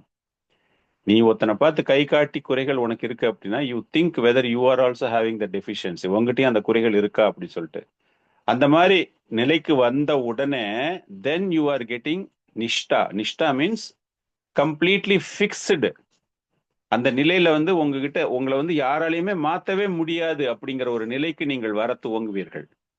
You have full faith, full confidence. இந்த இடத்துல ஃபர்ஸ்ட் ஆதோ ஸ்ரத்தால இருக்கிற ஃபெய்த் வேற, இந்த நிஷ்டால இருக்கிற ஃபெய்த் வேற. இங்க எல்லாம் தெரிந்து கொண்டு I will not fall down, நான் இந்த இடத்த விட்டு வெளியே போக மாட்டேன், நான் கண்டினியூ பண்ணுவேன் இதுல தான் அப்படின்னு சொல்லிட்டு. நேற்று கோயில்ல போகும்போது ஒரு சாஃப்ரான் வேரிங் பிரம்மச்சாரி, நான் அவரை இத்தனை நாளா ஒரு வடக்கத்தியார் அப்படின்னு தான் நினைச்சிட்டு இருந்தேன் கோயில்ல. அவரு எதாச்சும் என் பக்கத்துக்கு வந்தாரு, வந்தான்னு பேசிட்டு இருக்கும்போது 22 வயசுல இருந்து இப்ப 62 வயசு ஆகுதுக்கு அவருக்காது 40 இயர்ஸா இஸ் பிராக்டிசிங். அவர் சொல்றாரு, நான் 22 வயசுல வந்து பிரபுபாதருடைய புத்தகங்களை படிக்க ஆரம்பிச்சேன் பிரபு, 32 வயசுல தான் நான் சாண்டிங் பண்ண ஆரம்பிச்சேன் அப்படின்னாரு. என்ன பண்ணீங்க ப்ரோ 10 வருஷமா நீங்க வந்து உங்களுக்கு வரலன்னா? எஸ், 10 வருஷமா நான் வந்து பிரபுபாதர் எழுதின புக்கை நான் வந்து பல முறை படிச்சு படிச்சு படிச்சு படிச்சு எனக்கு அந்த ஒரு கான்ஃபிடன்ஸ் வர ஆரம்பிச்சது, இந்த இயக்கத்து மேல அவரு மேல ஒரு நம்பிக்கை எல்லாம் வர ஆரம்பிச்சது அப்படின்னு. ஸோ அந்த மாதிரி இந்த நிஷ்டா லெவல் அப்படிங்கிறது அவர் அந்த லெவலுக்கு வந்ததுக்கு அப்புறமா தான் ஃபுல் ஃபிளெஜ்டா இஸ் ஹைலி குவாலிஃபைடு. எல்லாத்தையும் விட்டுட்டு கோயில்ல வந்து அப்படியே இங்கேயே தங்கிட்டார். பானுசாமி ராஜ்கிட்ட கேட்டுட்டு பர்மிஷன்லாம் வாங்கிட்டு is staying in the temple it self. அவருக்கு வந்து பிரதர்ஸ் எல்லாமே இருக்காங்க. இருந்தாலும் எதுக்கு நான் சொல்ல வரேன் அப்படின்னா, அந்த நம்பிக்கை என்பது அந்த நிஷ்டா லெவல்ல ஒருத்தருக்கு வந்துடுச்சு அப்படின்னா then there is no going back. Of course ஒரு சில இதெல்லாம் நடந்திருக்கு, தே ஆர் ஃபாலிங் டவுன், அந்த ஸ்டேஜில் போய் கூட ஃபால் டவுன்லாம் இருக்கு. பட் த ப்ராக்ரஸ், ஒருவன் முன்னேற வேண்டும் என்றால் இந்த மாதிரி. அதன் பிறகு ருச்சி அப்படிங்கும்போது நல்லா இருக்கு, இதை தொடர்ந்து பண்ணலாம் அப்படின்னு. அந்த தொடர்ந்து பண்ணும் பொழுது தட் பிகம்ஸ் ஆசக்தி, ஒரு அட்டாச்மெண்ட். இது பண்ணாட்டி எனக்கு ஒண்ணுமே இல்லை அப்படின்னு அந்த நிலை அடைந்தாலே நம்ம வந்து 90% success in our devotional service. Last 2 stages bhava and prema. அவங்க எல்லாருக்குமே தெரியும், த ஹையஸ்ட் லெவல். அவ்வளோ ஈஸியா வந்து யாராலையுமே அந்த நிலைக்கு போக முடியாது. அந்த டிகிரி வந்து only Krishna has to award. மற்ற எக்ஸாம்லாம் வந்து வேற வேற டீச்சர்ஸ் கண்டக்ட் பண்ணுவாங்க. போனா போது உனக்கு மார்க் போடலாம், பாஸ் பண்ணி விட்டுறலாம் அப்படின்னு பாஸ் பண்ணி விட்டுருவாங்க. ஆனா அந்த பிரேமாங்கிற எக்ஸாம் மாத்திரம் Krishna will be the invigilator. அவரு தான் வருவாரு, அவரு தான் எக்ஸாம் நடத்துவாரு, அவரு தான் பேப்பரை திருத்துவாரு, அவரு தான் மார்க் போடுவாரு. மார்க் போட்டுட்டு அவர் தான் வந்து உங்ககிட்ட yes I am very happy you reach the prema level அப்படிங்கிறது. அதனால அந்த பிரேமா லெவல் வர்றது அப்படிங்கிறது, டோன்ட் திங்க் நான் வந்து பக்தி சாஸ்திரி முடிச்சிட்டேன் நாளிலிருந்து நான் பிரேமா நிலைக்கு போயிட்டேன்னு தயவு செஞ்சு யாரும் நினைக்காதீங்க. அவ்வளோ ஈஸியா வந்து அந்த நிலையை நம்மால் அடைய முடியாது. பாவா ஸ்டேஜ் ஆல்சோ இஸ் இந்த கிரகஸ்தாவா இருந்துகிட்டு அந்த மாதிரிலாம் இருந்துகிட்டு பாவா ஸ்டேஜுக்கெல்லாம் போக முடியுமா அப்படிங்கிறது அதுவும் வந்து ஒரு சர்ச்சைக்குரிய ஒரு விஷயம். நாட் சர்ச்சை, இந்த மாதிரி ஒரு டிபேட்டபிள் டாபிக். அது பேசணும், நம்ம கிட்ட பேச முடியுமா நம்மளால, நம்ம அந்த நிலைக்கு போக முடியுமா, எனக்கு இவ்வளவு பிரச்சனை இருக்கு, என் குடும்பத்தை இப்படி பார்த்துக்கணும் அப்படி பார்த்துக்கணும் அப்படின்னு. அதனால அந்த ஆசக்தி நிலைக்கு நம்ம வந்துட்டோம்னாலே தென் கிருஷ்ணா வில் டேக் கேர். கொஞ்சம் கொஞ்சமா ஸ்லோவா வந்து நம்மள முன்னுக்கு எடுத்துட்டு போவார். ஸோ இந்த மாதிரி நிலைகளில் இருப்பவர்கள் தான் நமக்கு பல்வேறு வகையான விஷயங்கள் பகவானுடைய திவ்யத்தை பற்றி நமக்கு கூறுகிறார்கள். ஸோ இது வரைக்கும் 10 ஸ்லோகம் வரைக்கும் ஒரு 2-3 பார்ட்டா பார்த்துட்டு லாஸ்ட் பிட்டில் நம்ம என்ன பார்த்தோம் அப்படின்னா, அந்த திவ்யத்தை நாம் தெரிந்து கொள்வது எப்படி தெரிந்து கொள்ள முடியும் அதாவது குறைகள் இருந்தாலும் நீங்கள் அதிலிருந்து மீள்வது எப்படி அப்படிங்கிறதுக்கு ஒரு சொல்யூஷன் கொடுத்து, தீர்வு கொடுத்து எப்படி வர முடியும் அப்படிங்கிற விஷயம் வரைக்கும் நம்ம தெரிஞ்சுக்கிட்டோம். அதுல இருந்து பகவான் எப்படி நெக்ஸ்ட் கனெக்ட் பண்றாரு பாருங்க. அதை பத்தி பேசும்பொழுது, அந்த திவ்யமான அறிவை பத்தி பேசும்பொழுது, how it has to be connected, நம்மளுடைய நித்தியமான வாழ்க்கை டே டு டே லைஃப்ல நம்ம அதை எப்படி எடுத்துட்டு வர்றது அப்படிங்கிறது தான் 11வது ஸ்லோகத்துல இருந்து 15வது ஸ்லோகங்கள் வரைக்கும் பகவான் கூற போகிறார். ஹரே கிருஷ்ணா பிரபு. எஸ் பிரபு, அனர்த்த நிவர்த்தி பல பிறவி ஆகுன்றாங்க, அது நிஜமா பிரபு? ஆமா கண்டிப்பா. உங்களால அனர்த்த நிவர்த்தி எல்லாம் உடனே போகுது அப்படின்னா பெரிய கிருப்பை தான், பெரிய கிருப்பை. சாதுக்களுடைய பிரபுபாதர் ஏதாவது கிண்டலா எல்லாருமே சொல்லுவாங்க, நீங்க எல்லாம் அப்படிலாம் கஷ்டப்பட்டு எல்லாம் நீங்க யாரும் வைகுந்தெல்லாம் போக வேண்டாம், பின்னாடி வாங்க, வைகுந்தத்துக்கு பின்னாடி கேட்டுக்கு வாங்க, நான் நின்றுகிட்டு இருப்பேன், I will take you inside, but sincerely you shan't, sincerely you follow 4 principles அப்படிங்கிறாரு. ஸோ அதை நம்ம சின்சியரா பண்ணினாலே அனர்த்தங்கள் கொஞ்சம் கொஞ்சம் இருந்தா கூட ஒன்றும் பிரச்சனை கிடையாது, நான் அவனை கூட்டின்னு போயிடுவேன் அப்படிங்கிறது தான் பிரபுபாதர் வந்து நம்ம எல்லாருக்குமே சொல்றது. அந்த sincere sanding, sincerely following the 4 principles, அது நம்ம தான் தெரிஞ்சுக்கணும் நம்ம உண்மையாவே பண்றோமா. அந்த சின்சியர் சாண்டிங் அப்படின்னா அதை பத்தி நம்ம ஒரு மணிக்கணக்கா பேசலாம். வாட் இஸ் சின்சியர் சாண்டிங் அப்படிங்கிற விஷயமே நம்ம ரொம்ப நேரம் பேசலாம். கண்டிப்பா நம்ம பண்ற சாண்டிங் இஸ் நாட் சின்சியர். அது மாத்திரம் என்னால சொல்ல முடியும்.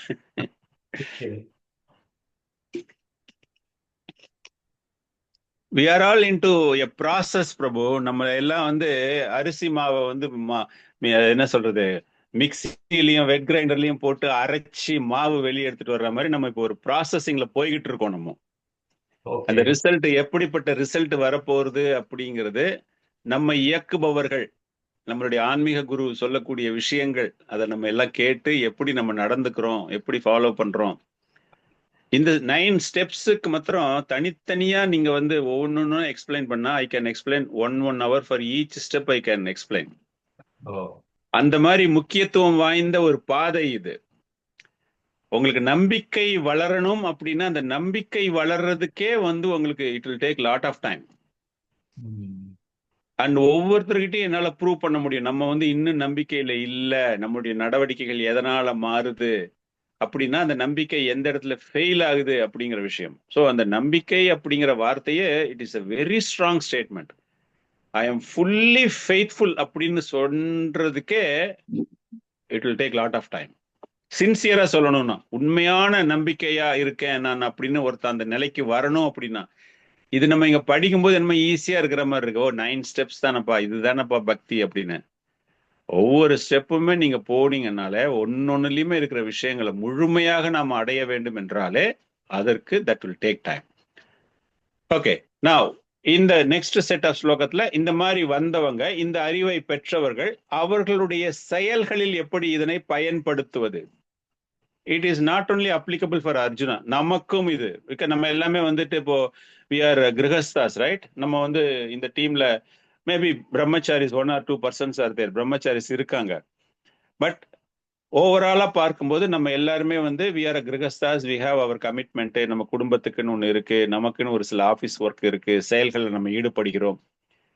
இந்த ஞானத்தை எப்படி நாம் அன்றாட வாழ்க்கையில் பயன்படுத்துவது அப்படிங்கிற விஷயத்தை பற்றி விளக்கக்கூடிய 5 ஸ்லோகங்கள் 11 இருந்து 15 வரைக்கும் அவர் சொல்ல போறாரு.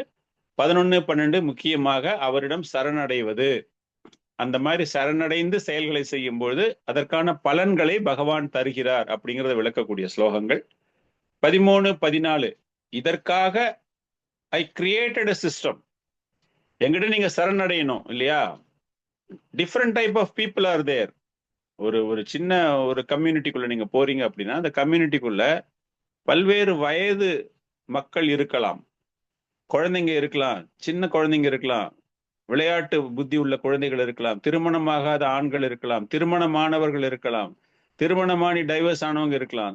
So different type of people with different type of taste, எக்கச்சக்கமான ஒரு ஆசைகள், அந்த மாதிரி பல ரகமான மனிதர்களை நீங்கள் சமாளித்து அந்த கம்யூனிட்டியை நீங்க நடத்தணும்.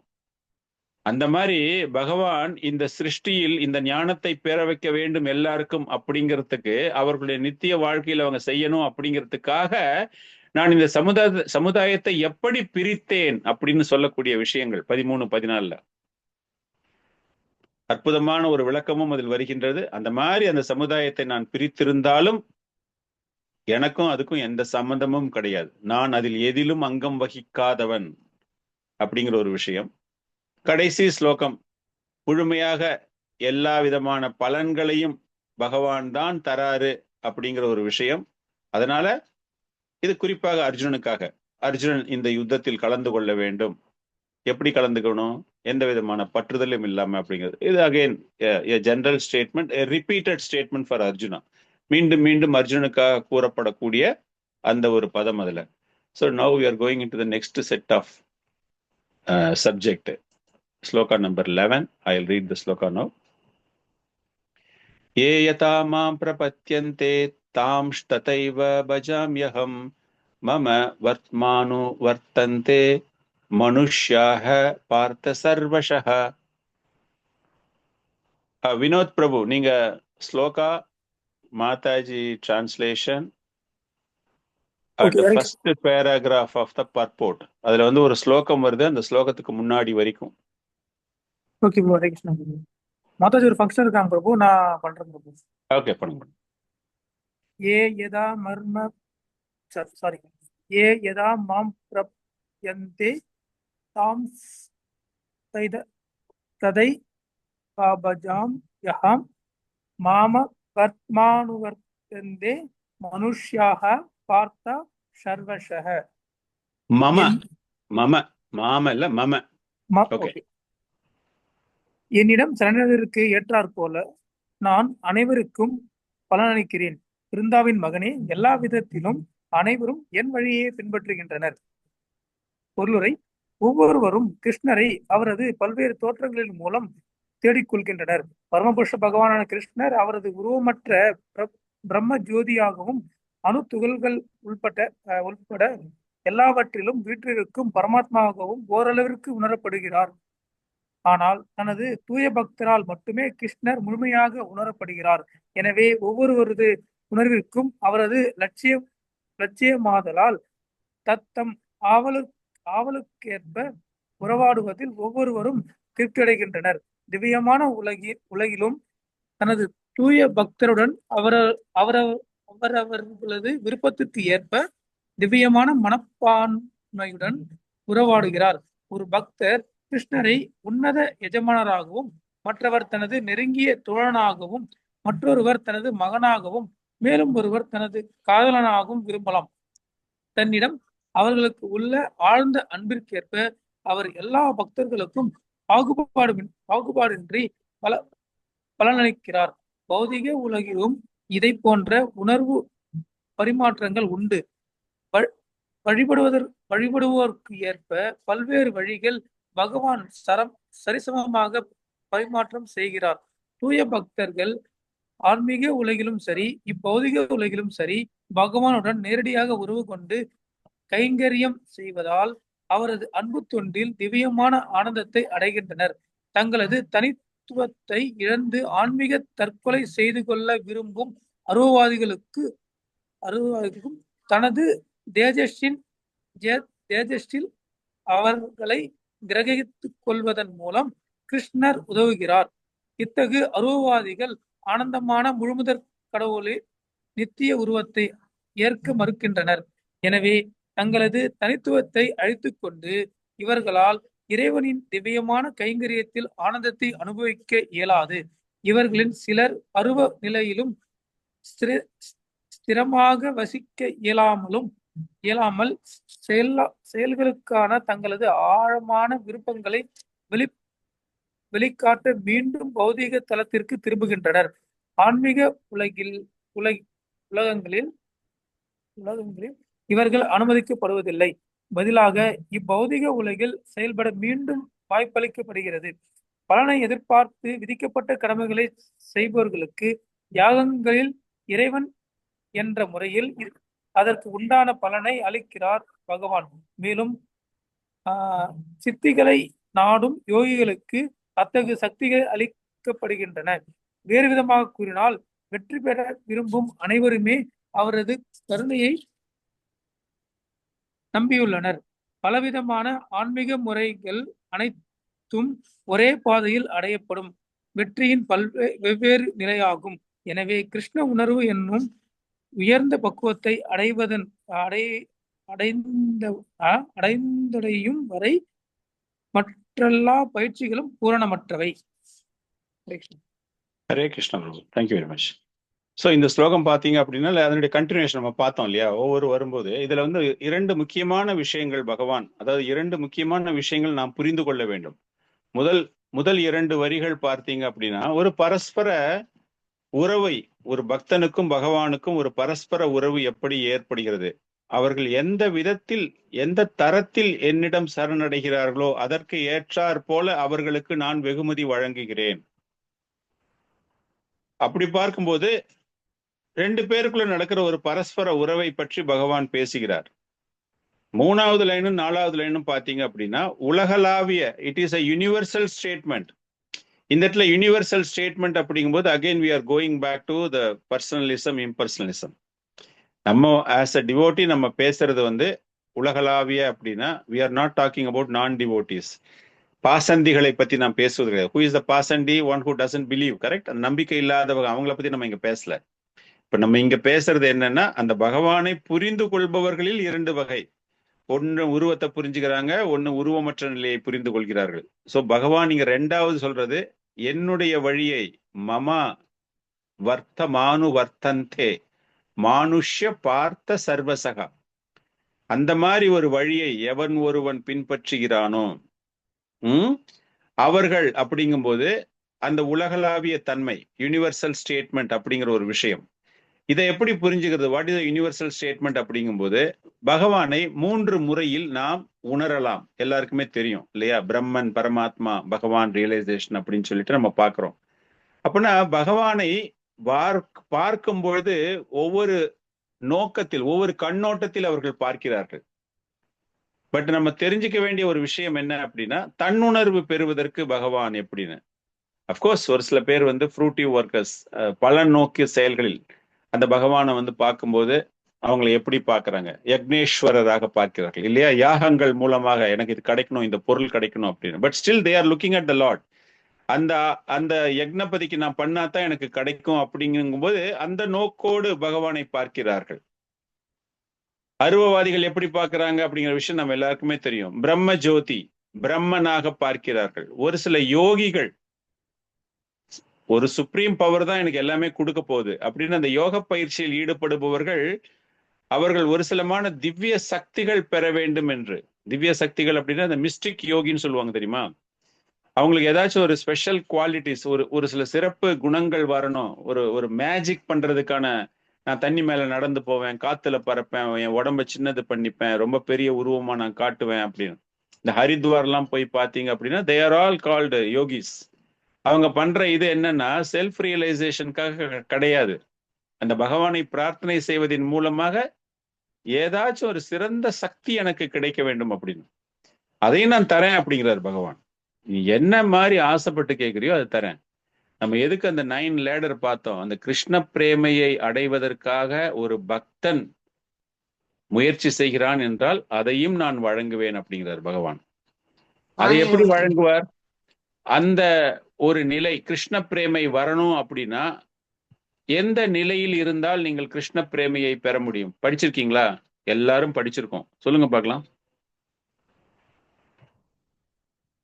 நான் டிவோட்டி, எனக்கு கிருஷ்ண பிரேமை கிடைக்கணும் அப்படின்னா பகவானை எப்படி நீங்கள் அணுகுவீர்கள்? கொஞ்சம் புரியல. நண்பனாக, வெரி குட். கோபியர்கள் பாவத்தில் ரசம், ரசம். நீங்கள் பகவானை அடைய வேண்டும். இந்த இடத்துல நம்ம என்ன பார்த்தோம்? எந்த மனநிலையில் என்னை அணுகுகிறார்களோ, இந்த ஸ்லோகம் என்ன சொல்லுது? எந்த மனநிலையில் என்னை அணுகுகிறார்களோ அதற்கு ஏற்றாற் போல அந்த வெகுமதியை நான் அவர்களுக்கு தருகிறேன் அப்படிங்கிறாருல. யாரெல்லாம் வராங்க அப்படிங்கிற விஷயத்த நம்ம பார்த்தோம். எனக்கு நிறைய பணம் வேணும் அப்படின்னு கேட்கிறாரு. எப்படி கேட்கிறாரு? யாகங்கள் வளர்த்து யக்ஞபதிக்கு எல்லா விதமான அர்ப்பணங்களையும் செய்து, எஸ் கிராண்டட், நீ என்னப்பா ஆசைப்பட்ட கொடுக்குறேன். ஆனா நம்ம யாகம் பண்ணும்போது நம்ம முருகனை மனசுல நினைச்சிருப்போம், இல்லைன்னா மகாகாளிய மனசுல நினைச்சிருப்போம், வேற யாரையாச்சும் நினைச்சிருப்போம். பட் அந்த யக்ஞபதி அப்படிங்கிறவர் யாரு? யக்னேஸ்வரன், பகவான், சாக்ஷாத் பகவான். அவர் ஓகே சொன்னாதான் எல்லாமே கொடுக்க முடியும். அவை பெறுகிறார்கள். they are also doing some spiritual practice. ஆனா தவறாக தன்னுணர்வு பெற தயங்கி கொண்டு, தன்னுணர்வு பெற வேண்டும் அப்படிங்கிற ஒரு எண்ணம் இல்லாமல் பௌதீக வாழ்க்கையில் மீண்டும் மீண்டும் வளர வேண்டும் அப்படின்னு ஒரு தவறான எண்ணத்தில் அவர்கள் அணுகுகிறார்கள். பட் ஸ்டில் பகவான் says I am encouraging such people. அடுத்தது என்ன சொல்றாரு அவரு? அருவவாதிகள், என்னோடு ஐக்கியமாக வேண்டும் என்று ஆசைப்படுபவர்கள், அதையும் நான் தருகிறேன் அப்படிங்கிறாரு. யோக சித்திகள் பெற வேண்டும். பல்வேறு வகையான சித்திகள் இருக்கு. அந்த சித்திகளை பெற வேண்டும் அப்படிங்கிறதுக்காக yes I am granting that also. Now கடைசியா நம்ம வரோம் பக்தர்கள் அப்படின்னு. அந்த பக்தர்கள் அப்படிங்கிறதுக்காக தான் நம்ம முன்னாடி ஸ்லோகத்துல 9 ஸ்டெப்ஸ் பார்த்தோம். அதுல கடைசியில அந்த பாவா பிரேமா, பாவா கூட வந்துடுச்சு உங்களுக்கு, ஓகே கிராண்டட். அந்த பிரேம நிலை உங்களுக்கு கிடைக்க வேண்டும் அப்படின்னா எந்த ரசத்தில் நீங்கள் பகவானை அணுகுவீர்கள்? அந்த ரசம் அப்படிங்கிற வார்த்தை நான் கொடுத்திருந்தா உடனே நீங்க ஆன்சர் கொடுத்திருப்பீங்க. அந்த ஆமா, அந்த 5 ரசங்கள், அதுதான் பக்தர்களுக்கு.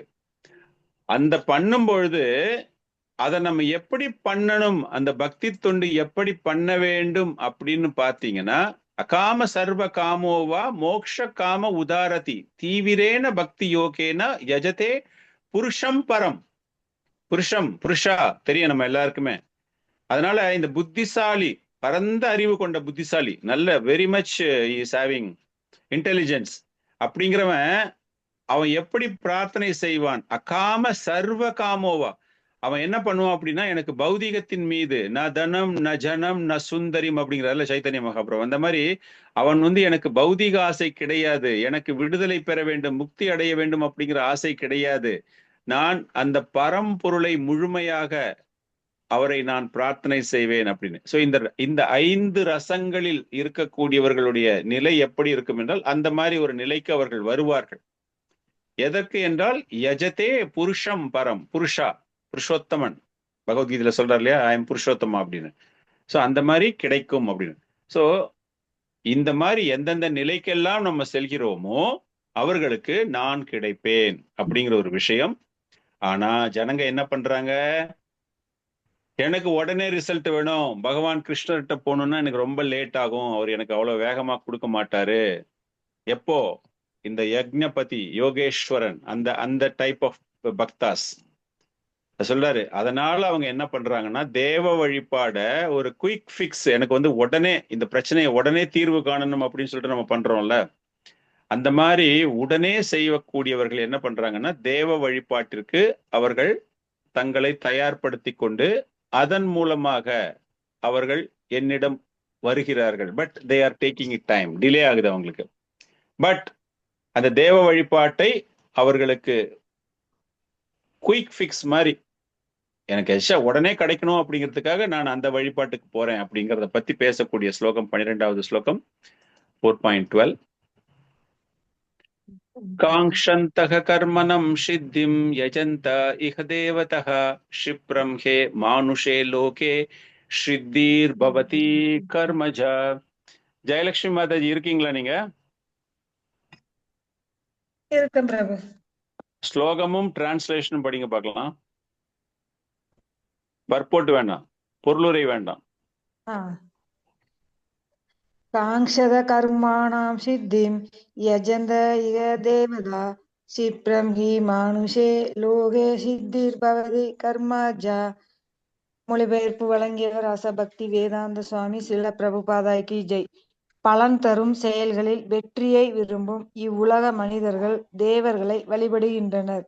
இவ்வுலகில் இத்தகு செயல்களுக்கு விரைவில் பலன்கள் கிடைப்பது உண்மையே. ஹரே கிருஷ்ணா. தேங்க்யூ மாதாஜி. ஸோ இந்த ஸ்லோகம் அவர்களுக்கு வந்து பலன் தரக்கூடிய செயல்களில் வெற்றி கிடைக்க வேண்டும் என்றால் காங்ஷந்தக கர்மானாம் சித்திம், அவர்கள் என்ன செய்கிறார்கள் என்றால் தேவ வழிபாட்டில் தங்களை ஈடுபடுத்திக் கொள்கிறார்கள். யஜந்தே இஹ தேவதகா, காரணம் எல்லாமே வேகமாக கிடைக்க வேண்டும். நம்ம எல்லாருமே அப்படிதான் இருக்கோம்ல, ஃபாஸ்டா கிடைக்கணும் எல்லா விஷயமே நம்மளுக்கு, அந்த மாதிரி. காரணம் மனித சமுதாயமே அப்படி மாறிவிட்டது. க்ஷிப்ரம் ஹே மானுஷே லோகே, அந்த ஒரு வேகமான ஒரு பலன் கிடைக்க வேண்டும் என்பதற்காக தேவர்கள். இந்த பதத்துல பாத்தீங்கன்னா கர்மானாம் சித்திம், கர்மானா என்னது, செயல்கள், சித்தினா என்னது, அதில் கிடைக்கக்கூடிய பலன்கள். சோ ரெண்டுமே இந்த இடத்துல பகவான் சொல்றாரு, காங்ஷந்தக கர்மானாம் சித்திம். அதே மாதிரி பின்னாடி என்ன சொல்றாரு, சித்தீர் பவதி கர்மஜா, திரும்பவும் அதே மாதிரிதான். சோ ஸ்ட்ரெஸ்ஸிங் த பாயிண்ட், எனக்கு வந்து கிடைக்கணும், உடனே கிடைக்கணும், என்னுடைய ஆசைகள் எல்லாமே உடனே நிவர்த்தி அடைய வேண்டும் அப்படிங்கிறதுக்காக. சோ இந்த மாதிரி ஒரு ஆசைகள் இல்லாமல், நம்பிக்கை இல்லாமல் இருப்பவர்கள் தான் பாசந்தி அப்படின்னு கூறப்படுகிறது. இந்த பாஷண்டி அப்படின்னா இந்த பக்தி மேல நம்பிக்கையே கிடையாமல் டெமிகாடு கிட்ட போற கூட்டம் ஒண்ணு இருக்கு, அதுவும் நம்பிக்கை இல்லாமல் செல்பவர்கள் அப்படிங்கிற ஒரு விஷயம்தான் இந்த ஸ்லோகத்துல வந்து பகவான் நமக்கு எடுத்துரைக்கிறார். காரணம் என்ன அப்படின்னா, பல்வேறு வகையான தேவ வழிபாடுகள், 33 கோடி தேவர்கள் அப்படின்னு சொல்லும்போது நம்மளுக்கு வந்து ஒவ்வொரு நிலைக்கு ஏற்றாற் போல அந்த தேவ வழிபாட்டில் நாம் நம்ம ஈடுபடுத்திக் கொள்கிறோம் இல்ல. ஒருத்தருக்கு வந்து செல்வம் தேவைப்படும், ஒருத்தருக்கு கல்வி தேவைப்படும், ஒருவருக்கு வீரம் தேவைப்படும், பல்வேறு விஷயங்கள் அவங்க எல்லாருக்குமே தேவைப்படுகிறது. நிறைய தேவர்கள். ஒரு கன்ஃபியூஷன்ல நமக்கு யாரை கும்பிடுறதுன்னு தெரியலையே எனக்கு அப்படிங்கும்போது, இது எல்லாமே தற்காலிகமாக பௌதீகத்தில் நமக்கு ஆசை தரக்கூடிய விஷயங்கள். அதுக்குதான் வந்து ஆச்சாரியர்கள் என்ன சொல்றாங்க அப்படின்னா, எல்லாமே பகவான் கிருஷ்ணரை நீங்கள் நேரடியாக, இதுக்கு நிறைய உதாரணங்கள்லாம் தரப்படுகிறது. எப்படி வந்து ஒரு செடியினுடைய வேருக்கு நீர் குற்றினால் அந்த செடி வளர்கிறதோ, அந்த மாதிரி அப்படி அங்க ஊத்தாம நம்ம என்ன பண்றது, செடியில இருக்கிற கிளைகளுக்கும் இலைகளுக்கும் நீரை ஊற்றினால் அது வளருமா அந்த செடி அப்படின்லாம் கேள்வி கேட்பாங்க. நமக்கு நிறைய ஊமைகள் தரப்பட்டிருக்கிறது. அந்த மாதிரி அந்த கிருஷ்ண பக்தி அப்படிங்கிற ஒரு விஷயம் என்ன அப்படின்னா, அந்த கிருஷ்ண பக்திக்கு போகணும் அப்படிங்கும்போது முதலில் தூய்மை தேவைப்படுகிறது. அந்த தூய்மை எப்படி அப்படிங்கும்போது that takes some time, purification. காரணம் என்ன அப்படின்னா, அந்த பௌதிக கலங்கங்கள் நமக்கு நிறையவே எப்பவுமே இருக்கு. இதுல குறிப்பாக நம்ம தெரிந்து கொள்ள வேண்டிய விஷயங்கள் என்ன அப்படின்னு பார்த்தா, பகவானுக்கும் தேவர்களுக்கும் உள்ள ஒரு வித்தியாசத்தை நாம் தெரிந்து கொள்ள வேண்டும். அது தெரிஞ்சாதான் நமக்கு வந்து இவங்களுக்கு அந்த தகுதிகள் இருக்கிறதா, இல்ல நம்ம சரியான ஒரு பாதையில் தான் நாம் சென்று கொண்டிருக்கிறோமா அப்படிங்கிற ஒரு விஷயம் நமக்கு புரியும். இது வந்து ஆங்கிலத்துல தான் இருக்கு இந்த slide. Just maybe we can just try to have it quickly. Achyuta Prabhu படிங்க பார்க்கலாம். பகவான், டெமிகாட், இந்த ரெண்டு பேருக்கு உள்ள difference. Difference between demigods and Lord Krishna, BG 4.12. Many two parts and parcel. 3 always worship Supreme as obedient servants. 4 created by Supreme. 5 exist within material nature. 6 delegated with various grades of power to manage the affairs of the universe. 7 subordinate to the will of the Supreme. 8 have material bodies, hence subject to birth, old age, disease and death. 9 come under the influence of the 3 material modes to different extents. 10 temporary post. அடுத்தது படிச்சிருங்க, right side படிச்சிருங்க. 1 2 supreme whole, 3 supremely worshipable, 4 supreme creator, 5 beyond material creation, 6 supreme controller, 7 supremely independent, 8 completely spiritual body, no birth, death, old age and disease, 9 completely beyond the influence of the 3 material modes, 10 eternally the same supreme Lord. Hare Krishna. Hare Krishna. So இந்த difference நம்ம பார்த்தோம் அப்படின்னா நம்மளுக்கு ஆட்டோமேட்டிக்காவே தெரியுது இல்லையா? பகவானால் அதிகாரம் அளிக்கப்பட்ட, பகவானால் சிருஷ்டி செய்யப்பட்ட ஆல்மோஸ்ட் தேர் ஜீவாத்மாஸ், அவங்களுக்குமே வந்து அழிவு இருக்கிறது. மகா பிரளயத்துல அவங்களுக்குமே அழிவு இருக்கு. ஸோ அப்படிப்பட்டவர்களை நாம் அணுகுகிறோம். எனக்கு ஏதாச்சும் கிடைக்கணும் அப்படின்னு நம்ம வந்து அணுகுகிறோம். அது வந்து ரொம்ப தப்பு கிடையாது.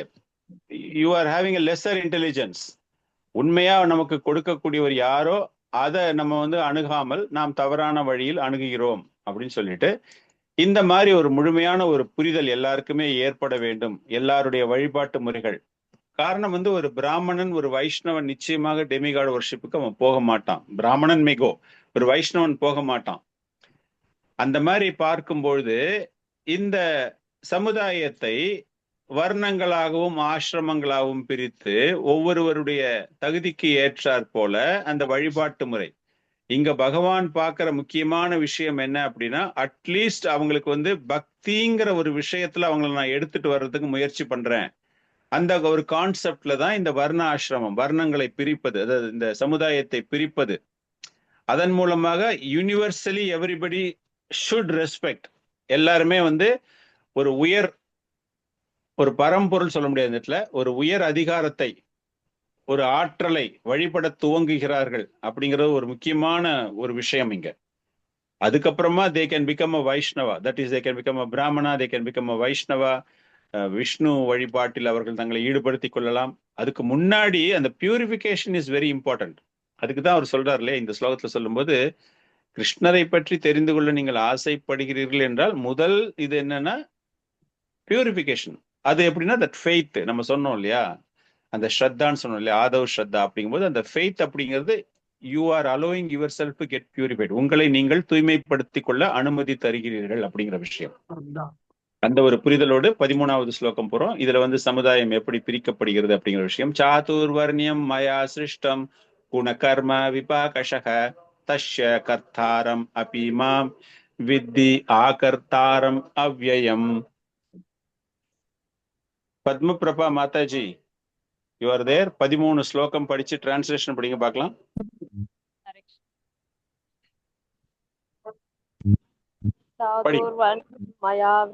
கேக்குதா பிரபு? கேக்குது மாதாஜி, படிங்க.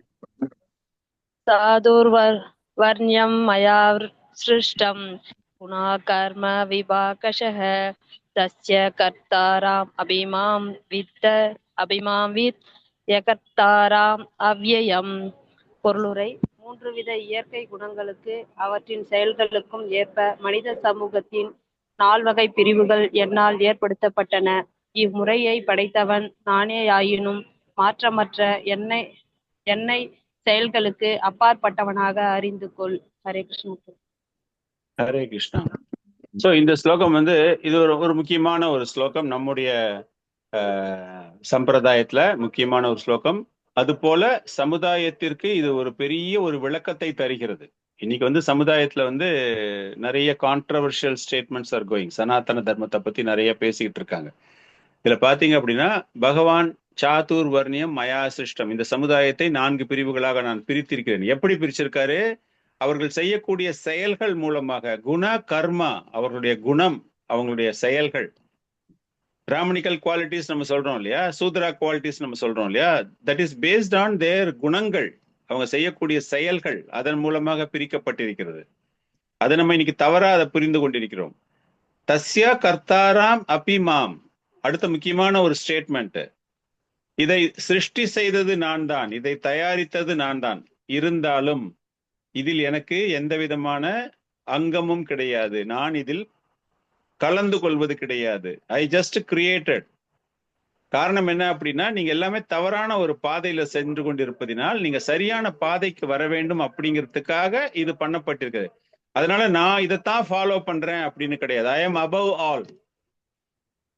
எப்படி வந்து ஒரு எல்கேஜி குழந்தைக்கு நீங்க வந்து பாடம் சொல்லி கொடுக்கணும்னு ஸ்கூல்ல போடுறீங்க அப்படின்னா, சின்ன சின்ன பொம்மைகளை வச்சுட்டு அந்த இடத்துல கொடுத்துருப்பாங்க எல்லாருமே. அதை நடத்துறதுக்கு ஒரு டீச்சர் இருப்பாங்க. உடனே அந்த டீச்சரும் குழந்தை அப்படின்னு நம்ம எடுத்துக்கவே முடியாது. The teacher has created some concept so that அந்த குழந்தைங்களை வந்து எங்கேஜ்டா வச்சுக்க முடியும் அப்படின்ட்டு. எங்கேஜ்டா வச்சுக்கிறதுக்காக அந்த டீச்சர் ஒண்ணு தயாரிச்சு கொடுத்ததால அந்த டீச்சரும் குழந்தையா மாறிட்டாங்க அப்படின்னு அர்த்தம் கிடையாது. அது போலத்தான் பகவான் இங்க 4 ஆசிரமங்கள், 4 வர்ணங்கள் நான் பிரிச்சிருக்கேன். அதனால I am a shudra, don't think I am a shudra, don't think I am a brahmana, I M above all. இது எல்லாத்துக்கும் மேல நான் இருக்கேன் அப்படிங்கிற ஒரு விஷயம். மாடர்ன் டேஸை பத்தி பேசணும்னா நம்ம நிறைய பேசலாம். உங்க எல்லாருக்குமே தெரிஞ்சிருக்கிற விஷயம்தான். இந்த தற்காலத்துல வந்து அது எப்படிப்பட்ட ஒரு மோசமான நிலையில் இருக்கின்றது அப்படிங்கிற விஷயம் எல்லாருக்குமே தெரியும். சாஸ்திரங்களில் பகவான் கூறப்பட்ட விஷயங்கள் என்ன அப்படின்னா, இதற்கு முக்கியமான காரணம் என்ன அப்படின்னா, அவர்கள் செய்யக்கூடிய பௌதீக லோகத்தில் இருக்கீங்க எல்லாருமே பௌதீக வாழ்க்கையில பண்ணிக்கிட்டு இருக்கோம் இல்லையா, நம்ம யாருமே வந்து ஸ்பிரிச்சுவலா கிடையாது. அந்த பௌதீக வாழ்க்கையில் நாம் செய்து கொண்டிருக்கிற செயல்களின் மூலமாக அந்த பகவான் கிருஷ்ணருக்கு நமக்கு ஒரு நாட்டம் ஏற்படுகிறதா அப்படிங்கிறதுக்காக நான் செய்த ஒரு செயல். பிரபுபாதர் இன்னொரு அவமையும் கொடுக்கிறார். எப்படி வந்து ஒரு அரசு, மக்களாட்சி இல்ல, அரசு, முடியாட்சி, மோனார்கி, அந்த முடியாட்சியில பார்க்கும்போது அந்த மன்னரும் மக்களும் பார்ப்பதற்கு சமமாக இருந்தாலும் அந்த மன்னரானவர் அந்த மக்களை கட்டுப்படுத்துவதற்காக ஒரு சில நியமங்களை எடுத்து வரும்பொழுது அந்த நியமங்களுக்கு அப்பாற்பட்டவர். மோனார்கிக்கும் டெமோக்ரஸிக்கும் என்ன டிஃபரன்ஸ் அப்படின்னா, டெமோக்ரஸில all are equal before the eyes of law, சட்டத்தின் முன்னால் அனைவரும் சமம். இந்தியாலே நீங்க பார்த்துருக்கலாம், பிரைம் மினிஸ்டர் ஜெயில போடுவாங்க, பிரசிடென்ட் ஜெயில போடுவாங்க, ஒரு சாதாரண ஆளை ஜெயில போடுவாங்க. ஆனால் முடியாட்சியில் மன்னர் என்பவர் சட்டத்திற்கு அப்பாற்பட்டவர். அதுபோல பகவான் இங்க எல்லாமே பண்ணினாலும் கூட இந்த பௌதீக வாழ்க்கையில் ஏற்படக்கூடிய செயல்களோ, அந்த செயலினால் ஏற்படக்கூடிய பலன்களோ அது அவரை பாதிக்காது. இது நம்ம பண்ணினதுக்கு காரணமே என்ன, இந்த 4 வர்ணங்களும் ஆசிரமங்களும் செஞ்சதுக்கே காரணம் என்ன அப்படின்னா, உங்களுடைய செயல்கள் பௌதீக வாழ்க்கையில் நீங்கள் சிக்குண்டு அதில் சிக்கிக் கொள்ளாமல் அதிலிருந்து மீள வேண்டும், பகவானை தெரிந்து கொள்ள வேண்டும், என்னை பற்றி நீங்கள் புரிந்து கொள்ள வேண்டும். See how he is connecting. ஒரு 4 ஸ்லோகத்துக்கு முன்னாடி என்னுடைய திவ்யமான விஷயத்தை தெரிஞ்சுக்கிறவன் என்னுடைய இடத்தை அடைகிறான் அப்படிங்கிறாரு. ஹரே கிருஷ்ணா பிரபு, ஒரு டவுட் பிரபு. ஆ பிரபு, இந்த முக்குணங்கள் வந்து பகவானை பாதிக்காதுன்னு சொல்றோம் இல்லையா? இப்போ கோபம் அப்படிங்கிறது வந்து இந்த முக்குணங்களோட வெளிப்பாடு தானே. அப்போ வந்து பகவானுக்கும் கோபம் வரதானே செய்யுது. ஆமாம், அவர் அதை வச்சிருக்காரு அப்படின்னா, அவர் ஹி ஹஸ் கிரியேட்டட் அப்படின்னா, பௌதிக கண்ணோட்டத்தோட நீங்க பார்க்கும்போது அது உங்களுக்கு கோபமாக தெரிகிறது. ஆனால் அது ஒரு திவ்யமான லீலை. அது அவர் எதுக்காக செய்யறாரு என்றால் தனக்காக செய்வதில்லை. நீங்க கோபமா செஞ்சீங்க அப்படின்னா அது உங்களுக்காக நீங்க செய்றீங்க இல்ல. உங்களுடைய பேரை யாரோ கிண்டல் பண்ணிட்டான் அவங்கள, இல்ல உங்க மனைவியை கிண்டல் பண்ணிட்டான், உங்க குடும்பத்தை கிண்டல் பண்ணிட்டான் அப்படின்னா உங்களுக்கு கோபம் என்னன்னா உங்களை சுற்றி இருப்பவர்கள் தான் அப்படிங்கிறது. பகவான் எது செஞ்சாலும் அவருக்காக அவர் என்னைக்கும் எதுவும் செஞ்சுக்கிட்டதே கிடையாது. இந்த வார்த்தையை நல்லா அண்டர்லைன் பண்ணிக்கோங்க. பகவான் செய்த செயல்கள் எதுவும் தனக்காக செய்த செயல்கள் கிடையாது. அண்டர்லைன் பண்ணிட்டு அவருடைய லீலைகள் எல்லா லீலைகளையுமே படிங்க. ஒரு இடத்துல கூட அவர் அவருக்காக பண்ணிக்கிட்டதே கிடையாது. எல்லாமே பக்தர்களுக்காக செஞ்சதுதான். அப்படின்னா இஸ் அபவ் எவ்ரிதிங். இந்த முக்குணங்கள் பிரதிபலிப்பு எல்லாமே இட் இஸ் பௌதிக குணங்கள். அவரு பண்ணுனது உங்களுக்கு பௌதிக கண்ணோட்டத்தோட பாக்குறதால அவர் கோவப்பட்ட மாதிரி இருக்கும். ஃபார் எக்ஸாம்பிள் கம்சன் மேல அவர் கோவப்பட்டாரு அப்படின்னு நீங்க சொல்றீங்க வச்சுக்கோங்களேன். தனிப்பட்ட விதத்துல அவருக்கும் கம்சனுக்கும் ஒரு பிரச்சனையும் கிடையாது. சிசுபாலனுக்கும் அவருக்கும் ஒரு பிரச்சனையும் கிடையாது தனிப்பட்ட முறையில. He allowed him to merge with the Supreme Lord without any partiality. இல்லையா? பாரபட்சமின்றி அவனுக்கு வழங்கப்பட்டது. அற்புதமான டிஸ்கஷன் யுதிஷ்ட மகாராஜாவிற்கும் நாரத முனிக்கும் அற்புதமான டிஸ்கஷன். யுதிஷ்ட மகாராஜா சொல்லுவாரு இஸ் இம்பார்ஷியல். நீ சொல்றிய பகவான் கிருஷ்ணர் அப்படின்னு பாரபட்சம் காட்டக்கூடியவர், எனக்கு விளக்கு, அவர் பாரபட்சமற்றவர் அப்படின்னு விளக்கு அப்படின்னு ஒரு கேள்வி கேட்பார். சோ அந்த மாதிரி பகவான் இஸ் அபவ் எவ்ரிதிங். பாக்குற நமக்கு அப்படி தெரிகிறது, அவ்வளவுதான். நான் சொன்னல அந்த லைன், அதை வச்சு பாருங்க. அவர் எங்கேயுமே அவருடைய பர்சனலுக்காக he has never taken anything for him. Okay Prabhu, Hare Krishna. Thank you. Hare Krishna. So அந்த மாதிரி பார்க்கும்போது இந்த இடத்துல இந்த 4 வர்ணங்களும் ஆசிரமங்களும் எதற்காக செய்யறாரு அப்படின்னா, லா ஆஃப் கர்மா, இயற்கையின் நியதிகள், கர்ம வினைகளை பற்றி புரிந்து கொண்டு அதன் பிறகு அந்த கர்ம வினைகளினால் பந்தப்படாமல், பௌதிக வாழ்க்கையில் பந்தப்படாமல் அவர்கள் என்னை அடைய வேண்டும் அப்படிங்கிறதுக்காக நான் இதை செய்திருக்கிறேன். இது இன்னைக்கு நான் செய்யலப்பா அர்ஜுனா, இப்போ உனக்காக நான் இந்த இடத்துல பேசல. இதையெல்லாம் பல பல நூற்றாண்டுகளாக, பல ஆயிரம் ஆண்டுகளாக முந்தைய சமுதாயத்தில் இருந்தவர்களும் இதை பின்பற்றி இருக்கிறார்கள். For example, it is happening in Dvapara yuga, right? He is talking in Dvapara yuga. So இதுக்கு முன்னாடியுமே நடந்திருக்கு அப்படின்னா மேபி யூ கேன் சே சத்திய யுகா. அதுல கூட இந்த வர்ணாசிரம தர்மம் பின்பற்றப்பட்டது அப்படிங்கிற ஒரு கருத்தை கூறக்கூடிய ஒரு ஸ்லோகம், 15வது ஸ்லோகம். We are going into shloka number 15. 14 பார்க்கலையோ? ஆமா 14 பார்க்கல ப்ரோ. ஓகே, ஒரு நிமிஷம். சோ சாதுர்வர்ணியம் மயா சிஸ்டம் ஒரு எல்லாமே பண்ணிட்டு பகவான் நான் இதனால எந்த விஷயத்திலையுமே எனக்கு இதில் பாதிப்பு கிடையாது அப்படிங்கிற ஒரு விஷயத்தை சொல்லிட்டு அவருடைய திவ்யமான குணங்கள் அப்படிங்கிற ஒரு விஷயமும் நமக்கு புரிய வைத்து விட்டு இந்த ஒரு ஸ்லோகத்துல என்ன சொல்றாரு அப்படின்னா, அந்த கர்ம வினைகள் மூலமாக அந்த செயல்கள் மூலமாக என்னை அவர்கள் வந்தடைய வேண்டும். குணத்தின் மூலமாக அந்த வர்ணத்தில் இருந்து அவர்கள் பிராமணர்களாக முன்னேற வேண்டும். ஏன்னா சூத்திரர்ல இருந்து பிராமணருக்கு வரப்போறாங்க இல்லையா? வரணும். That is is requirement. அந்த qualities, to attain the qualities அப்படி வராங்க. ஆனால் அந்த பௌதீகத்தில் ஏற்படக்கூடிய அந்த கர்ம செயல்களினால் எனக்கு தாக்கம் எதுவுமே கிடையாது அப்படிங்கிற விஷயம்தான் அது 14வது ஸ்லோகத்துல அவர் சொல்ல போறாரு. நாமாம் கர்மாணி லிம்பந்தி நமே கர்ம ஃபலே ஸ்பிருஹ இதி மாம் யோ அபிஜானாதி கர்மாபி நாஷா பத்யதே. கீர்த்தன பாராயண பிரபு, யூ ரீட் த ஸ்லோகம் and translation.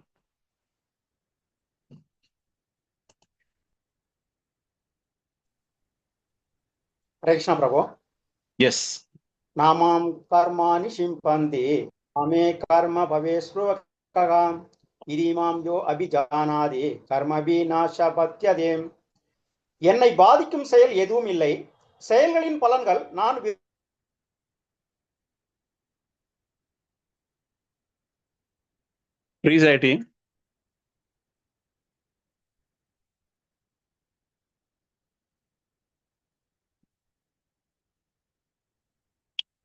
Okay, so we will continue.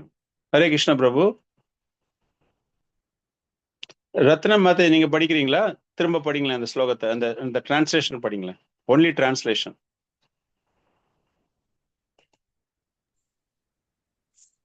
என்னை பாதிக்கும் செயல் எதுவும் இல்லை. செயல்களின் பலன்களை நான் விரும்புவதும் இல்லை. என்னை பற்றி உண்மையை அறிபவன் செயல்களின் விளைவுகளால் பந்தப்படுவதும் இல்லை. ஹரே கிருஷ்ண பிரபு. தேங்க்யூ மாதாஜி. ஓகே பிரபு, நோ ப்ராப்ளம். கீர்த்தன பிரபு, நோ ப்ராப்ளம். உங்களுக்கு நடுவு இஷ்யூ, இட்ஸ் ஓகே. ஸோ இந்த இடத்துல பார்த்தோம் அப்படின்னா பகவான் என்ன சொல்ல வர்றாரு அப்படின்னா, இந்த கர்மங்கள், அதாவது நான் மாம் கர்மாணி லிம்பந்தி, இந்த கர்ம செயல்கள் மூலமாக எனக்கு எந்த பாதிப்பும் ஏற்படுவது கிடையாது. இவை என்னை கட்டுப்படுத்துவது கிடையாது. நாமே கர்ம பல ஸ்பிருகா, எனக்கு எந்த ஆசையும் கிடையாது. பாருங்க, நான் சும்மா சொன்னேன் அந்த ஸ்லோகத்துக்கு முன்னாடி ஸ்லோகத்துல, அது அவரே சொல்றாரு பாருங்க. தான் செய்யக்கூடிய செயல்கள் எதுவுமே தன்னுடைய விஷயத்திற்காக செய்த செயல்கள் கிடையாது. எனக்கு இதுல ஏதாச்சும் பலன் கிடைக்கணும், நான் இந்த செயல்கள் செய்யறதுல எனக்கு ஏதாவது பலன் கிடைக்கணும் அப்படிங்கிற ஆசை எனக்கு கிடையாது அப்படின்னு. பலன் நோக்கு, இந்த இரண்டு வழிகள், இந்த இரண்டு வரிகளையும் பார்த்தோம் என்றால், எந்த பலனுக்காகவும் இந்த வர்ணாசிரமம், அதை நான் சிருஷ்டி செய்யவில்லை.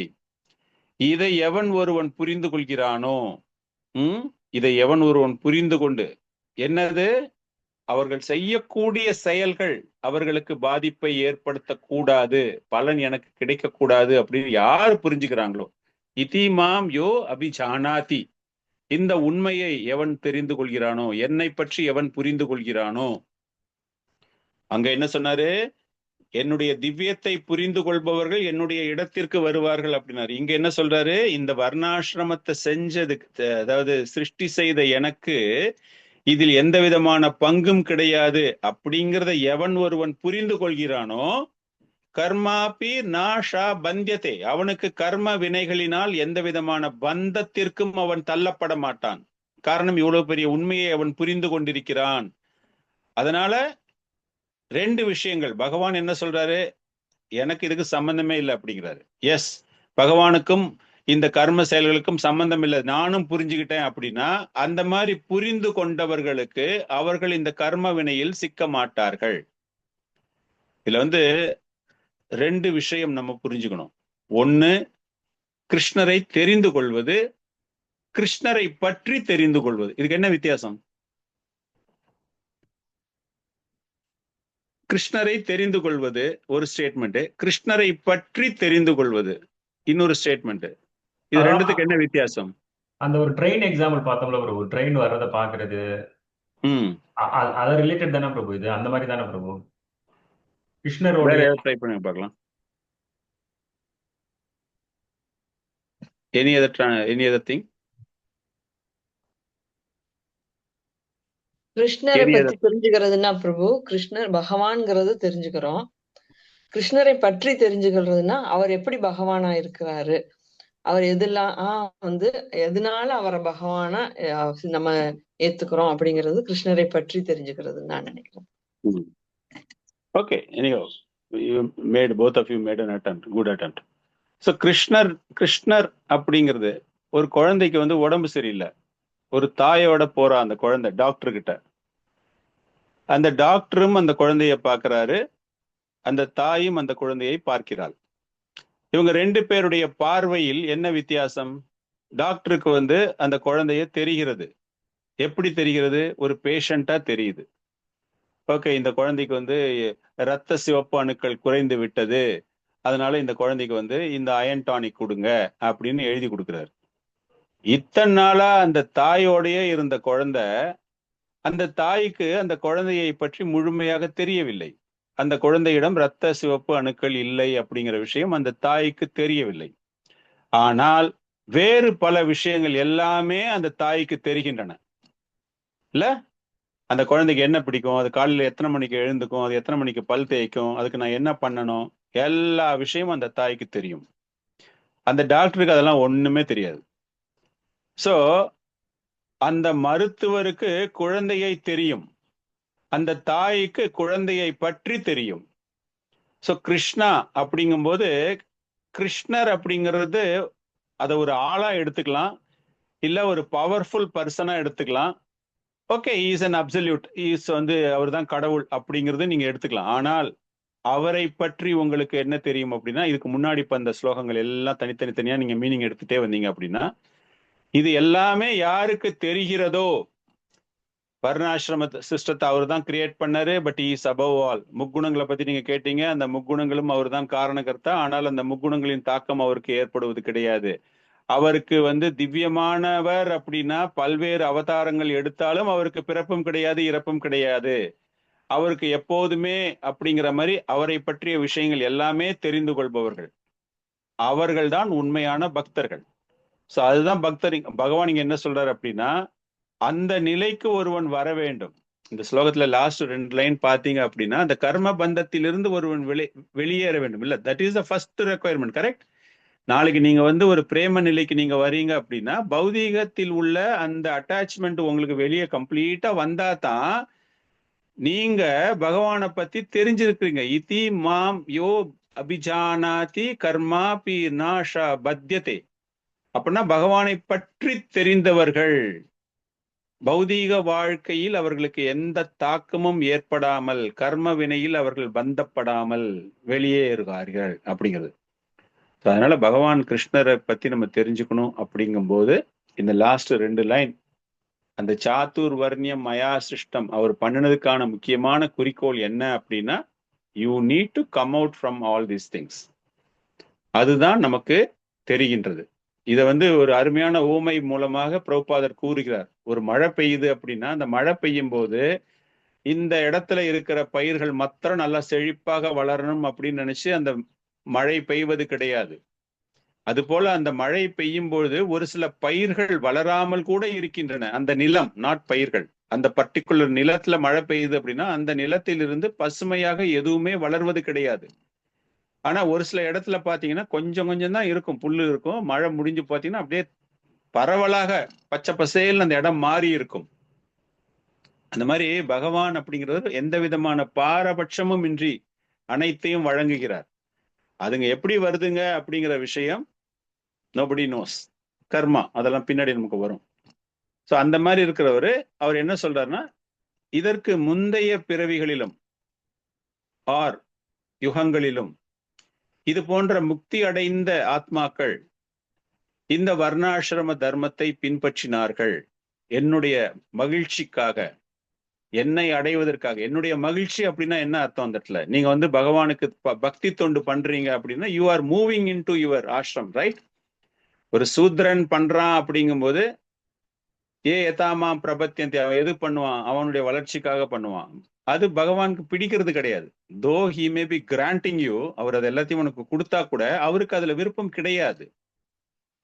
அவருக்கு பணிவிடம் செய்து கொண்டு தான் யார் அப்படிங்கிற விஷயம் அவனுக்கு தெரிந்து அதற்கு ஏற்றாற் போல பகவானுக்கு பிரியமான சேவகத்தில் ஈடுபடுவதைத்தான் பகவான் விரும்புகிறார். சோ அதுதான் இங்க சொல்றாரு. இதுக்கு முன்னாடி முக்தி அடைந்த ஆத்மாக்கள் அனைவருமே இந்த முறையை பின்பற்றியவர்கள் தான் அப்படிங்கிறது தான் இந்த 15வது ஸ்லோகம். So we are going into shloka number 15. ஏவம் ஞாத்வா கிருதம் கர்மா பூர்வைர் அபி முமுக்ஷுபிஹி குரு கர்மைவ தஷ்மத்வாம் பூர்வை பூர்வதரம் கிருதம். Sujitha Mataji, can you read the shloka அப்புறமா translation?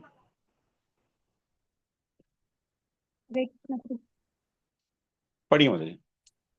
ஏவம் கிருதம் கர்மா பூர்வைரபி முமுஷுபி குரு கர்மைவ தஸ்மாத்வம் பூர்வைத பூர்வத்தரம் கிருதம். முற்காலத்தில் விடுதலை பெற்ற ஆத்மாக்கள் எல்லோரும் என்னுடைய உன்னத இயற்கையை உணர்ந்த வண்ணம் செயல்பட்டனர். எனவே அவர்களது அடிச்சுவட்டை பின்பற்றி நீயும் உன்னது கடமையை செய்ய வேண்டும். ஹரே கிருஷ்ணா. ஹரே கிருஷ்ணா. ஸோ இதுல ரொம்ப முக்கியமான ஒரு இதுல இருந்து நம்ம என்ன புரிஞ்சுக்கிறோம் அப்படின்னா, இந்த மாதிரி பகவான் இந்த ஒரு ஸ்டேட்மெண்ட் கொடுத்துருக்காருல, என்ன ஸ்டேட்மெண்ட் இது? இந்த வர்ணாசிரம தர்மம் அப்படிங்கிறது இதுக்கு முன்னாடி இருக்கிறவங்க எல்லாம் கூட இதை பின்பற்றி முக்தி கிடைத்திருக்கிறது அப்படிங்கிறார். இதுக்கு நீங்க என்ன அர்த்தம் புரிஞ்சுக்கிறீங்க? சொல்லுங்க பார்க்கலாம் யாராச்சும். என்ன நீங்க புரிஞ்சுக்கிட்டீங்க சொல்லுங்க. நோ ப்ராப்ளம், தப்போ ரைட்டோ, நீங்க என்ன புரிஞ்சுக்கிட்டீங்க இதுல இருந்து? வர்ணாசிரம தர்மத்தை ஃபாலோ பண்ணா முக்தி கிடைக்கும் பிரபு. ஓகே, அப்படின்னா அந்த சிஸ்டம் எப்படிப்பட்ட சிஸ்டம்? ரொம்ப valuable system. Very good, valuable system. ஏன்னா இதை யாரோ ஒருத்தர் ஃபாலோ பண்ணியிருக்காங்க, ஃபாலோ பண்ணிட்டு ரிசல்ட் நல்லா கிடைச்சிருக்கு. அப்படின்னா this is called a time tested process. இல்லை, பல பல காலங்களாக மக்களினால் பரிசோதிக்கப்பட்டு ஒரு டாக்டர் ஒரு பிரிஸ்கிரிப்ஷன் எழுதும்போது ஒரு மாத்திரை ஒன்று எழுதுறாரு அப்படின்னா அந்த particular tablet has proven effective for this particular disease. Correct? இந்த ஒரு வியாதிக்கு இந்த மருந்து தான் அப்படிங்கிறது அவர் டாக்டர் உடனே முடிவு எடுக்கிறது கிடையாது. பலவிதமான ஆராய்ச்சிகள், பலவிதமான மக்களுக்கு அதை வழங்கி அதனுடைய தன்மை எப்படி இருக்கிறது, அதனால அவங்களுக்கு பலன் கிடைத்திருக்கிறதா, ரிசல்ட் கிடைக்குதா அப்படின்னு பார்த்துட்டு அவங்க கொடுத்த விஷயங்கள் தான். அது போல இந்த வர்ணாசிரமம் அப்படிங்கிற ஒரு அமைப்பு, பகவானால் கொடுக்கப்பட்ட ஒரு அமைப்பு, நிறைய பேர் ஃபாலோ பண்ணி பிரபு சொன்ன மாதிரி முக்தி அடைந்து இருக்கிறார்கள் அப்படின்னா இட் இஸ் யூஸ்ஃபுல், வேல்யூபிள். அதனால ரிசல்ட் நிச்சயமா கிடைக்குது உங்களுக்கு. நிறைய பேருக்கு முக்தி கிடைக்கல, எல்லாரும் வேற வேற பிறவிக்கு போயிட்டாங்க, மனுஷனா பிறந்தவன் நாயா மாறிட்டான் அப்படின்னா யாருமே நம்ப மாட்டாங்க இதை. காரணம் என்ன அப்படின்னா இரண்டு வகையான மக்கள் எப்போதுமே உண்டு. ஒன்று பௌதீகமாக களங்கம் அடைந்தவர்கள், பௌதீக களங்கங்களிலிருந்து விடுதலை அடைந்த கிருஷ்ண உணர்வில் இருப்பவர்கள். அதை பத்தி நம்ம பேச வேண்டாம், அவங்க எல்லாம் எப்படிலாம் வராங்க அப்படிங்கிற விஷயம் எல்லாம் நமக்கு தெரியும். ஆனால் பௌதீகமாக கலங்கியவர்கள், கலங்கப்பட்டவர்கள் அப்படிங்கும்போது கிருஷ்ண உணர்வை எடுத்துக்கொள்ள வேண்டும் என்பது it is a gradual process. Not all that suddenly you go and tell them, Prabhu நான் நாளைக்கு வாங்க பிரபு, நீங்க 16 ரவுண்ட்ஸ் பண்ணுங்க, 4 நியமங்களை உடனே விட்டுருங்க. அவன் தண்ணி அடிக்கிறவனா இருப்பான், மது சாப்பிட்றவன், இது மாமிசம் சாப்பிடுவனாக இருப்பான். அவனை உடனே கூப்பிட்டு நீங்க கோயில்ல நீங்க வாங்க 16 ரவுண்ட் சாண்ட் பண்ணுங்க, நீங்க எல்லாம் விட்டுருங்க, நாளானிக்கும் உங்களுக்கு நான் தீட்சை வாங்கி தரேன் அப்படின்னா then there is a failure in the system. Correct? Prabhupad அந்த காலத்துல பண்ணாரு. பண்ணும்போது அவரு ஆல்மோஸ்ட் பகவானினுடைய ஒரு கிருப்பை இருந்தவர். If you want to call அதிகாரம் அளிக்கப்பட்டவர், சத்யாவேஷ அவதார்னு கூட நீங்க கூப்பிடுங்க. அவரு தீட்சை வழங்கியது எல்லாமே ஒரு அருமையான ஒரு விஷயம் நான் சொல்றேன். விருந்தாவனத்துல இது உண்மையாக நடந்த ஒரு நிகழ்வு. தமால் கிருஷ்ண மகாராஜ், நீங்க நிறைய பேர் கேள்விப்பட்டிருக்கலாம். அவரு வரும்பொழுது அவரோட he brought in so many foreigners. எல்லாம் பண்ணுங்க, பிராக்டிஸ் பண்றதுக்கு இந்தியாவில பாருங்க அப்படின்னு பார்க்கும்போது விருந்தாவனத்துல அந்த கோயில்ல நடந்து போயிட்டு இருக்கும்போது, கிருஷ்ண பலராம் டெம்பிள்ல நடந்து வந்துட்டு இருக்கும்போது பிரபுபாதர் முன்னாடி நடந்து போறாரு, பின்னாடி ஒரு கூட்டமா ஒரு 30-45 டிவோட்டிஸ் வராங்க. அப்போ he is talking. பகவான் கிருஷ்ணரை பத்தி அவர் எல்லாருக்கும் பேசிட்டே வரும்போது பகவான் கிருஷ்ணா லைக்ஸ் லட்டூஸ் அப்படின்னு அந்த ஸ்டேட்மெண்ட் ஒன்று கொடுக்குறாரு. பகவானுக்கு இனிப்புகள்ல பகவானுக்கு லட்டு பிடிக்கும் அப்படிங்கிறாரு. அது பண்ணிட்டே இருக்கும்போது பின்னாடி இருந்து ஒரு குரல் ஒன்று வருது, எனக்கும் லட்டு பிடிக்கும் அப்படின்னு. உடனே அங்க கூட வந்த சன்னியாசிகள், தமால் கிருஷ்ண மகாராஜ் இன்னும் ஒரு சில சன்னியாசிகள்லாம் பயங்கர கோவம், யாரு இந்த மாதிரி பேசுறாங்க அப்படின்னு சொல்லிட்டு எல்லாரும் திரும்பி பாக்குறாங்க. பிரபுபாதரும் உடனே திரும்பி பார்த்துட்டு ஹூ இஸ் தட் பர்சன் அப்படின்னு கேட்கிறாரு. கேட்ட உடனே அந்த ஃபாரின் பாய், சின்ன பையன், ஒரு 17 வயசு 18 வயசு தான் இருக்கும். somehow he got some taste for Indian sweets. அந்த பக்தியை பத்தி எல்லாம் கொஞ்சம் எல்லாம் பேசி இருக்கிறதுனால அவருக்கு ஒரு இந்தியன்னஸ் வந்திருக்கு அவர்கிட்ட. Is started taking vegetarian food. அந்த மாதிரி ஒரு சேஞ்சஸ் ஆல்ரெடி அவர்கிட்ட இருந்திருக்கு. தமால் கிருஷ்ண மகாராஜோட தான் வராரு. அவரும் வரும்போது கேட்டோடனே எனக்கு ஸ்வீட் பிடிக்கும் அப்படின்ன உடனே, Krishna like sweet, I also like sweet அப்படின்னு அவனுக்கு ஸ்பாட்லயே இனிஷியேஷன் கொடுத்தாராம். You have all the qualities, உனக்கு எல்லா குணங்களும் இருக்கின்றது. அவர் எதனால முடிவு பண்ணாரு அப்படிங்கிறது பிரபுபாதருக்கு தான் தெரியும். அதனால நம்ம அதை ஆராய்ச்சி பண்ண வேண்டாம். நான் எதுக்கு இந்த இடத்துல இதை சொல்ல வந்தேன் அப்படின்னா, அந்த மாதிரி ஒரு அதிகாரம் அளிக்கப்பட்ட ஆத்மாக்கள், ஆன்மீகத்தில் இருக்கக்கூடிய ஆத்மாக்கள் யாரை வேணாலும் ஆன்மீக தளத்திற்கு உடனே எடுத்து வர முடியும். அது அவர்களால் மட்டும்தான் வெற்றி அடைய செய்ய முடியும். ஜகாய் மதாயை பத்தி எல்லாருக்குமே தெரியும். நித்யானந்த பிரபுவை பார்த்தாரு, அவருடைய பேச்சை கேட்டாரு, அவருடைய கருணையை பார்த்தாரு, எல்லாத்தையுமே விட்டுட்டாங்க அவங்க. அதே நம்ம போய் யார்கிட்டயாவது சொன்னோம்னா நம்ம வீட்டுல இருக்கிறவங்க கூட சாண்டிங் பண்ண மாட்டாங்க. ஒரே ஒரு ரவுண்டு சாண்டிங் பண்ண இன்னைக்கு ஒரு நாளைக்கு அப்படின்னா நம்ம அம்மாவும் கேட்க மாட்டாங்க, நம்ம வீட்டுல இருக்கிறவங்க யாருமே கேட்க மாட்டாங்க. அந்த மாதிரி நிலை. அதனால this is a testing, long time tested process. இந்த கதையெல்லாம் நம்ம இங்க எதுக்காக சொல்ல வரோம் அப்படின்னா, இந்த வர்ணாசிரம தர்மம் அப்படிங்கிறது பகவானால் இதை சிருஷ்டி பண்ணியிருக்காரு, பகவான் இதை கிரியேட் பண்ணியிருக்காரு அப்படின்னா இதுல போயிட்டு கொஞ்சம் கொஞ்சமா வாங்கங்கிறாரு. அவரே சொல்றாரு, யூ கம் ஸ்லோலி. ஆனா நீ ஒரு நிலைக்கு வந்த உடனே யூ ஷுட் பி ஃபர்ம். அதுல இருந்து நீ மாறக்கூடாது. அதுதான் அவருடைய முக்கியமான குறிக்கோள். இந்த 2 வகையான மனிதர்கள் அப்படின்னு நம்ம சொல்லும்போது, இந்த பௌதீக நாட்டங்கள் அதிகமாக இருப்பவர்கள் கிருஷ்ண பக்தியை கொஞ்சம் கொஞ்சமா எடுத்துட்டு வந்தா போதும். அப்படி இருக்கும்போது அதனுடைய பலன் இருவருக்கும் பலனை தருகிறது. யாருக்கு? 2 பேருக்கும் பலனை தருகிறது அப்படின்னா, அந்த பக்திங்கிற இயக்கத்துல இருக்கிறவங்களுக்கும் ஒரு பலனை தருகிறது.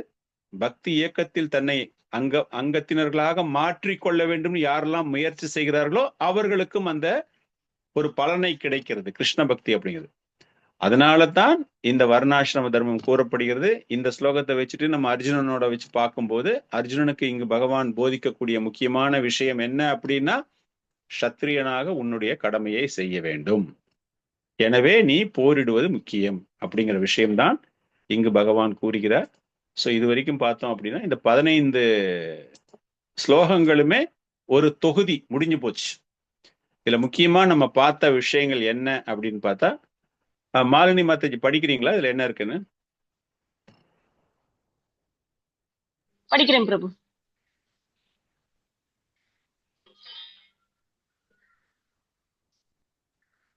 முன்னர் பேசப்பட்ட பகவத்கீதை சங்கிலி தொடர் முறிந்ததால் பகவான் கிருஷ்ணர் மீண்டும் பேசுகிறார். பகவத்கீதா 4.1 முதல் 4.3. பகவான் கிருஷ்ணர் அழிவற்ற திவ்யமான தேகத்தை பெற்றிருப்பதால் முன்னர் பேசிய பகவத்கீதை அவரால் நினைவில் கொள்ள முடியும். பகவத்கீதா 4.4, 4.6. சமயங்கள் அழிந்து அதர்மங்கள் தூக்கும் போது பக்தர்கள் காக்கவும் கொடியவர்களை அழிக்கவும் தர்மத்தை நிலைநாட்டவும் பகவான் தோன்றுகிறார். 4.7 to 4.8. பகவானின் தோற்றம் லீலைகளை அறிபவர்கள் அவனுடைய நித்திய லோகத்தை அடைகின்றனர். கிருஷ்ணர் பக்தியில் ஈடுபடுபவர்கள் பற்றுதல், பயம், கோபத்திலிருந்து விடுதலை அடைந்து கிருஷ்ணரின் அன்பை பெறுகின்றார்கள். பகவத்கீதா 4.9 and 4.10. அனைவருமே பகவானிடம் இறுதியில்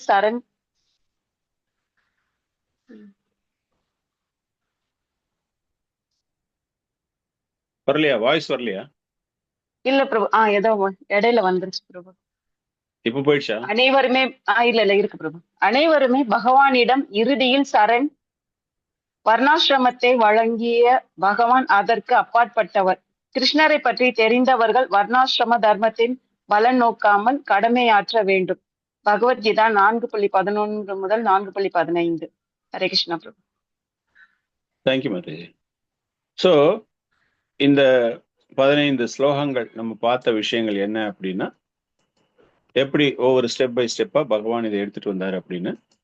அடுத்தது 16 to 24 வரைக்கும் ஞானம் இல்லையா? இந்த ஒரு அத்தியாயம் என்ன பண்ணுவோம் நம்ம டிரான்ஸ்டென்டல் நாலேஜ்ல, கர்மம், செயல்கள், அதை ஞானத்தின் மூலமாக எப்படி செய்ய வேண்டும் அப்படிங்கிற விஷயத்தை விளக்கக்கூடிய ஸ்லோகங்கள் தான் 16 to 24. இதுல இந்த கர்மா, அகர்மா, விகர்மா. அகர்மா அப்படிங்கும்போது நம்ம செய்யக்கூடிய செயல்களில் எதிர்பலன்கள் எதுவுமே இல்லாமல் நடக்கக்கூடிய விஷயங்கள்.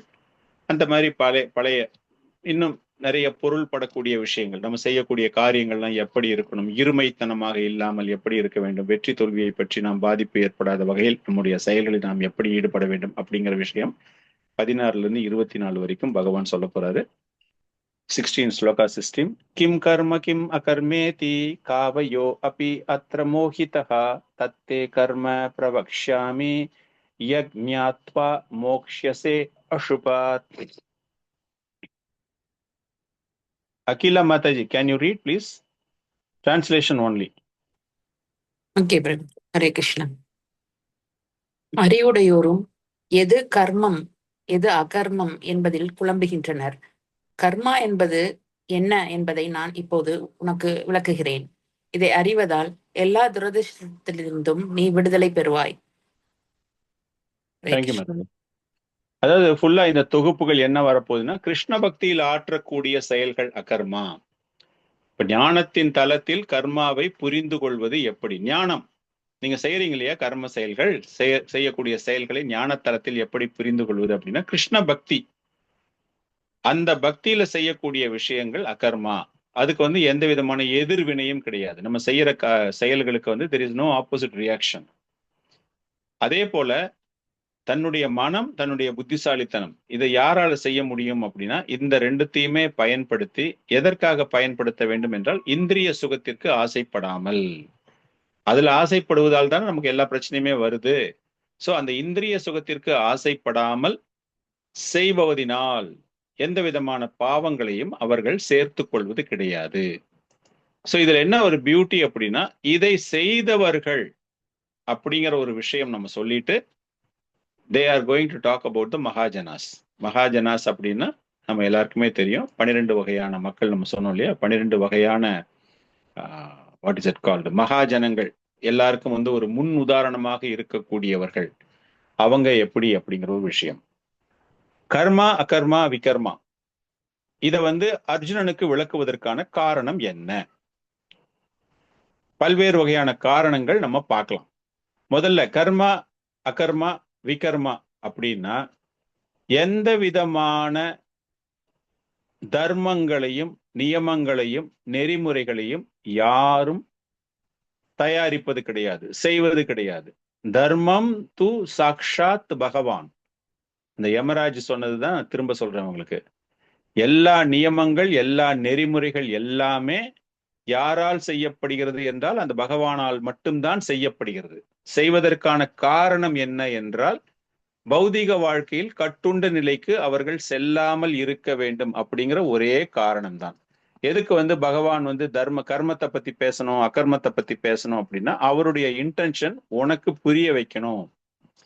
இந்த தர்மத்தின் மூலமாக நீ செய்யக்கூடிய ஒவ்வொரு செயல்களுமே எப்படி இருக்க வேண்டும் என்றால், மகாஜனங்கள், இந்த பரம்பரையில் வந்த அவர்கள் வழிவகுத்த, அவர்கள் பின்பற்றிய அந்த பாதையில் இது எல்லாமே வர வேண்டும் அப்படிங்கிற ஒரு விஷயம்தான். மகாஜனங்கள் பேர் தெரியுமா உங்களுக்கு? 12 மகாஜனங்கள் யாரு?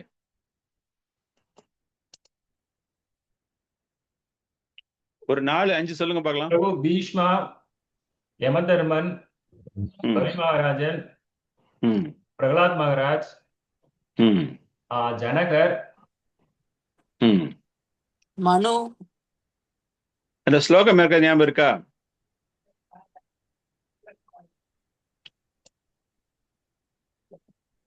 ஜஸ்ட் ஸ்லைடு காட்டுறேன் நானு. அந்த ஸ்லோகம், அந்த ஆர்டர்ல போனீங்க அப்படின்னா மகாஜனங்கள், அந்த ஸ்லோகத்தினுடைய ஆர்டர்ல நீங்க போறீங்க அப்படின்னா இந்த மகாஜனங்கள், இவங்கெல்லாம் மகாஜனங்கள்.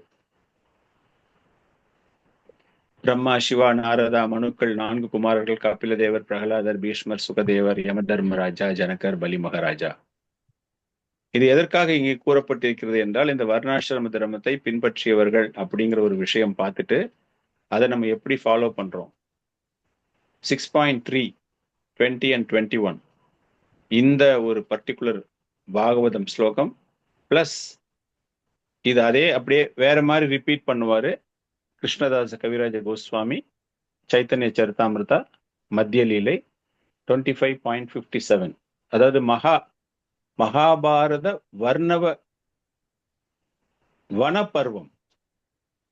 வனப்பர்வத்துல நடந்த ஒரு நிகழ்வை அவர் மேற்கோள் காண்பித்து சைத்தன்ய சரிதாமிர்தாவில் இந்த மகாஜனங்கள் மூலமாக இந்த வர்ணாசிரமத்தை பற்றி அவர் அதில் பேசுகிறார்.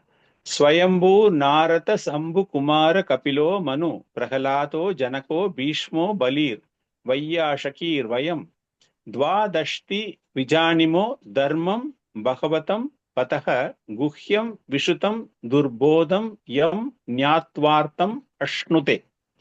இதுக்கு என்ன ஒரு அர்த்தம் என்றால், இந்த வழியில் வந்தவர்கள் அனைவருமே அந்த பகவான் கூறிய தர்மத்தை பின்பற்றியவர்கள்.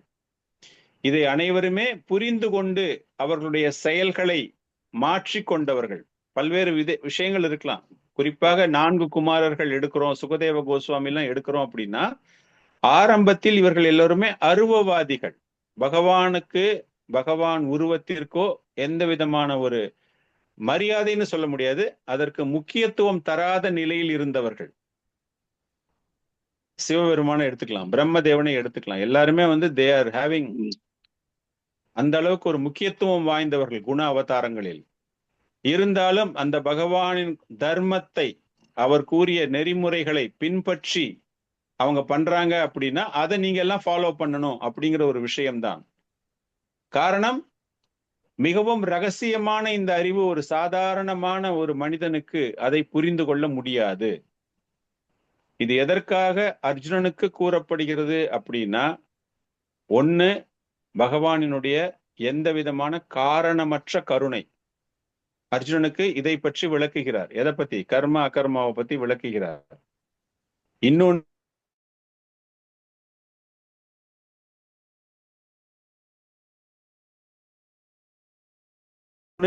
அர்ஜுனன்.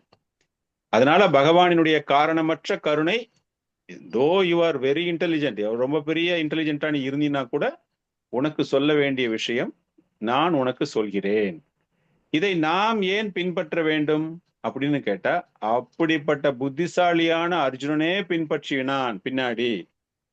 அதன் மூலமாக அவனுக்கு எந்த விதமான குழப்பமும் ஏற்படவில்லை. அவன் எப்படி ஆரம்பிச்சான், எப்படி முடிச்சான், அப்படி பார்க்கும்போது அந்த குழப்பங்கள் முழுமையாக தீர்க்கப்பட்டன. எனவே நாமும் இதை பின்பற்ற வேண்டும். எப்படி பின்பற்ற வேண்டும் அப்படிங்கிறதுக்கு தான் இந்த மகாஜனங்களை பற்றி நாம் பேசணும். அவர்களுடைய வழி, அந்த விஷயங்கள் அப்படிங்கிற விஷயம் நமக்கு எல்லாமே தெரியும். 17வது ஸ்லோகத்துல என்ன சொல்றாரு? இந்த கர்மத்தினுடைய நுணுக்கங்கள் கடைபிடிப்பது என்பது மிகவும் கடினம், மிகவும் கடினமான ஒரு விஷயம். கர்மா அகர்மா விகர்மா நீ சொல்லிட்ட, ஈஸியா சொல்லிட்ட. ஆனா இந்த கர்மத்தை நீ பின்பற்றுவது அப்படிங்கிற விஷயம், it is very very difficult. அதனால நீ செய்யக்கூடிய செயல்கள் என்ன செயல்கள், செய்யக்கூடாத செயல்கள் என்னது, செயலற்ற நிலை என்றால் என்ன, 3. ஓகே, செய்ய வேண்டிய செயல்கள், தவறான செயல்கள், செயலாற்றாமை.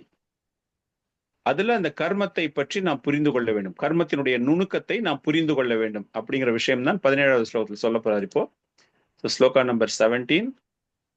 கர்மானோஹே அபி போதவ்யம் போதவ்யம் ச விகர்மணஹ அகர்மானஷ்ச போதவ்யம் கான கர்மனோ கதிஹி. மாலினி மாதாஜி 17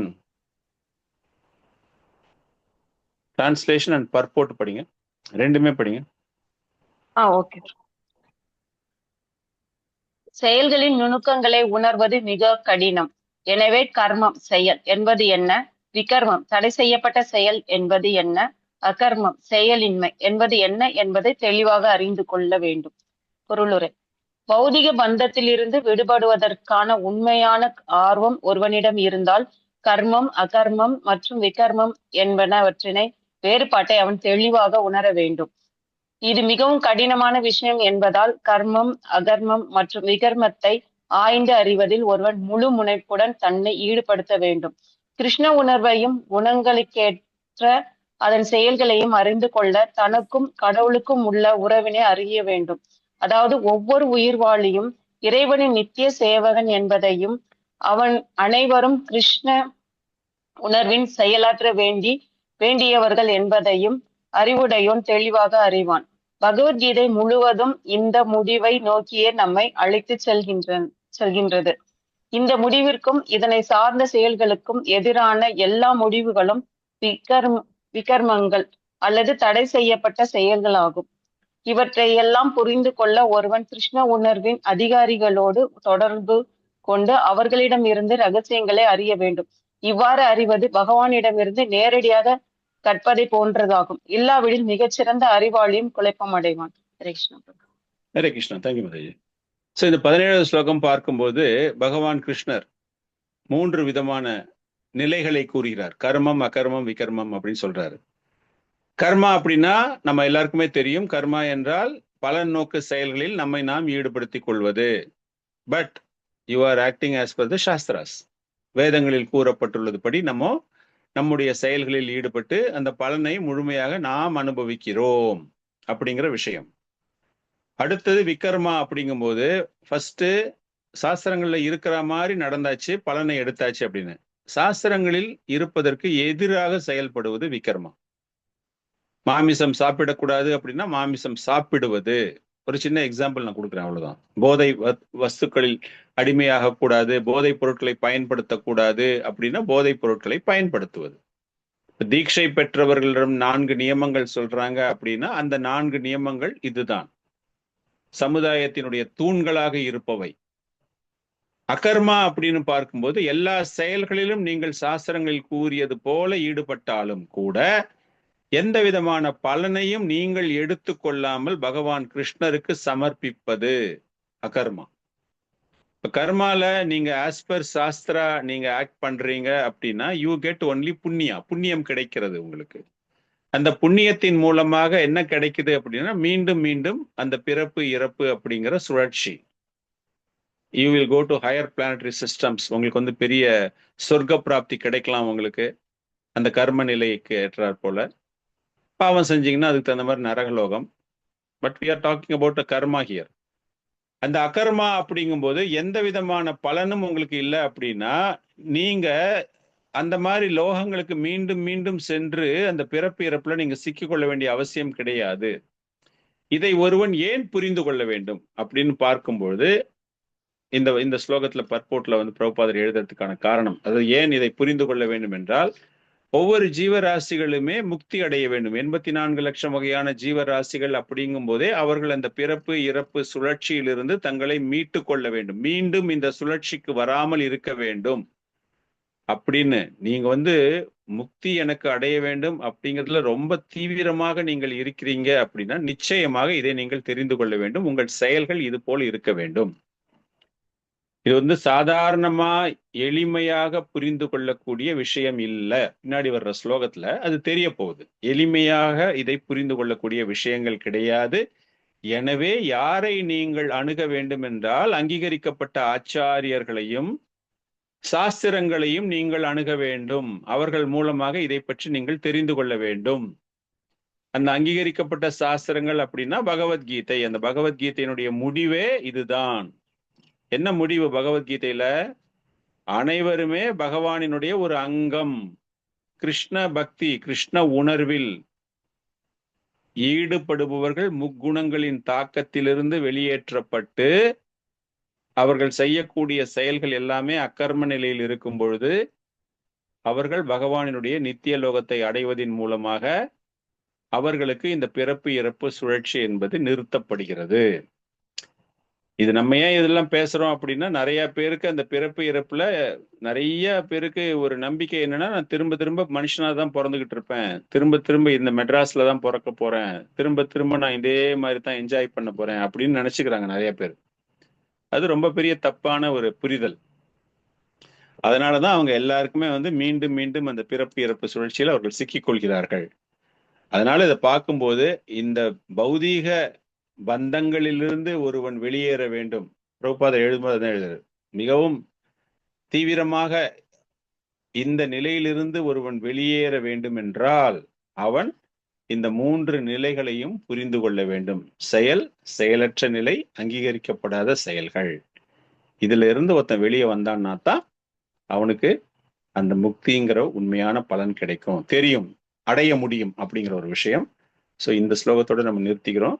நம்ம அடுத்த செஷன்ல இருந்து இதனுடைய முக்கியத்துவம், அதாவது முக்கியத்துவம் என்றால் செயல் என்றால் என்ன, செய்யக்கூடிய செயல் செயலற்ற நிலையில் இருப்பது என்றால் என்ன, செயலற்ற நிலையில் இருப்பது என்பது என்ன, செயலற்ற நிலையில் செயலை எப்படி செய்வது அப்படிங்கிற பல்வேறு வகையான விளக்கங்கள், ஆச்சாரியர்கள் தரக்கூடிய விளக்கங்கள், அதை நம்ம தெரிஞ்சுக்க போறோம். ஸோ இன்னைக்கு வகுப்புல நம்ம இதோட we are going to stop this session. உங்களுக்கு ஏதாச்சும் டவுட்ஸ் இருந்ததுன்னா கேட்கலாம். ஹரே கிருஷ்ணா பிரபு. மகாஜன்ஸ் வந்து அகர்ம நிலையில தானே பிரபு செயல்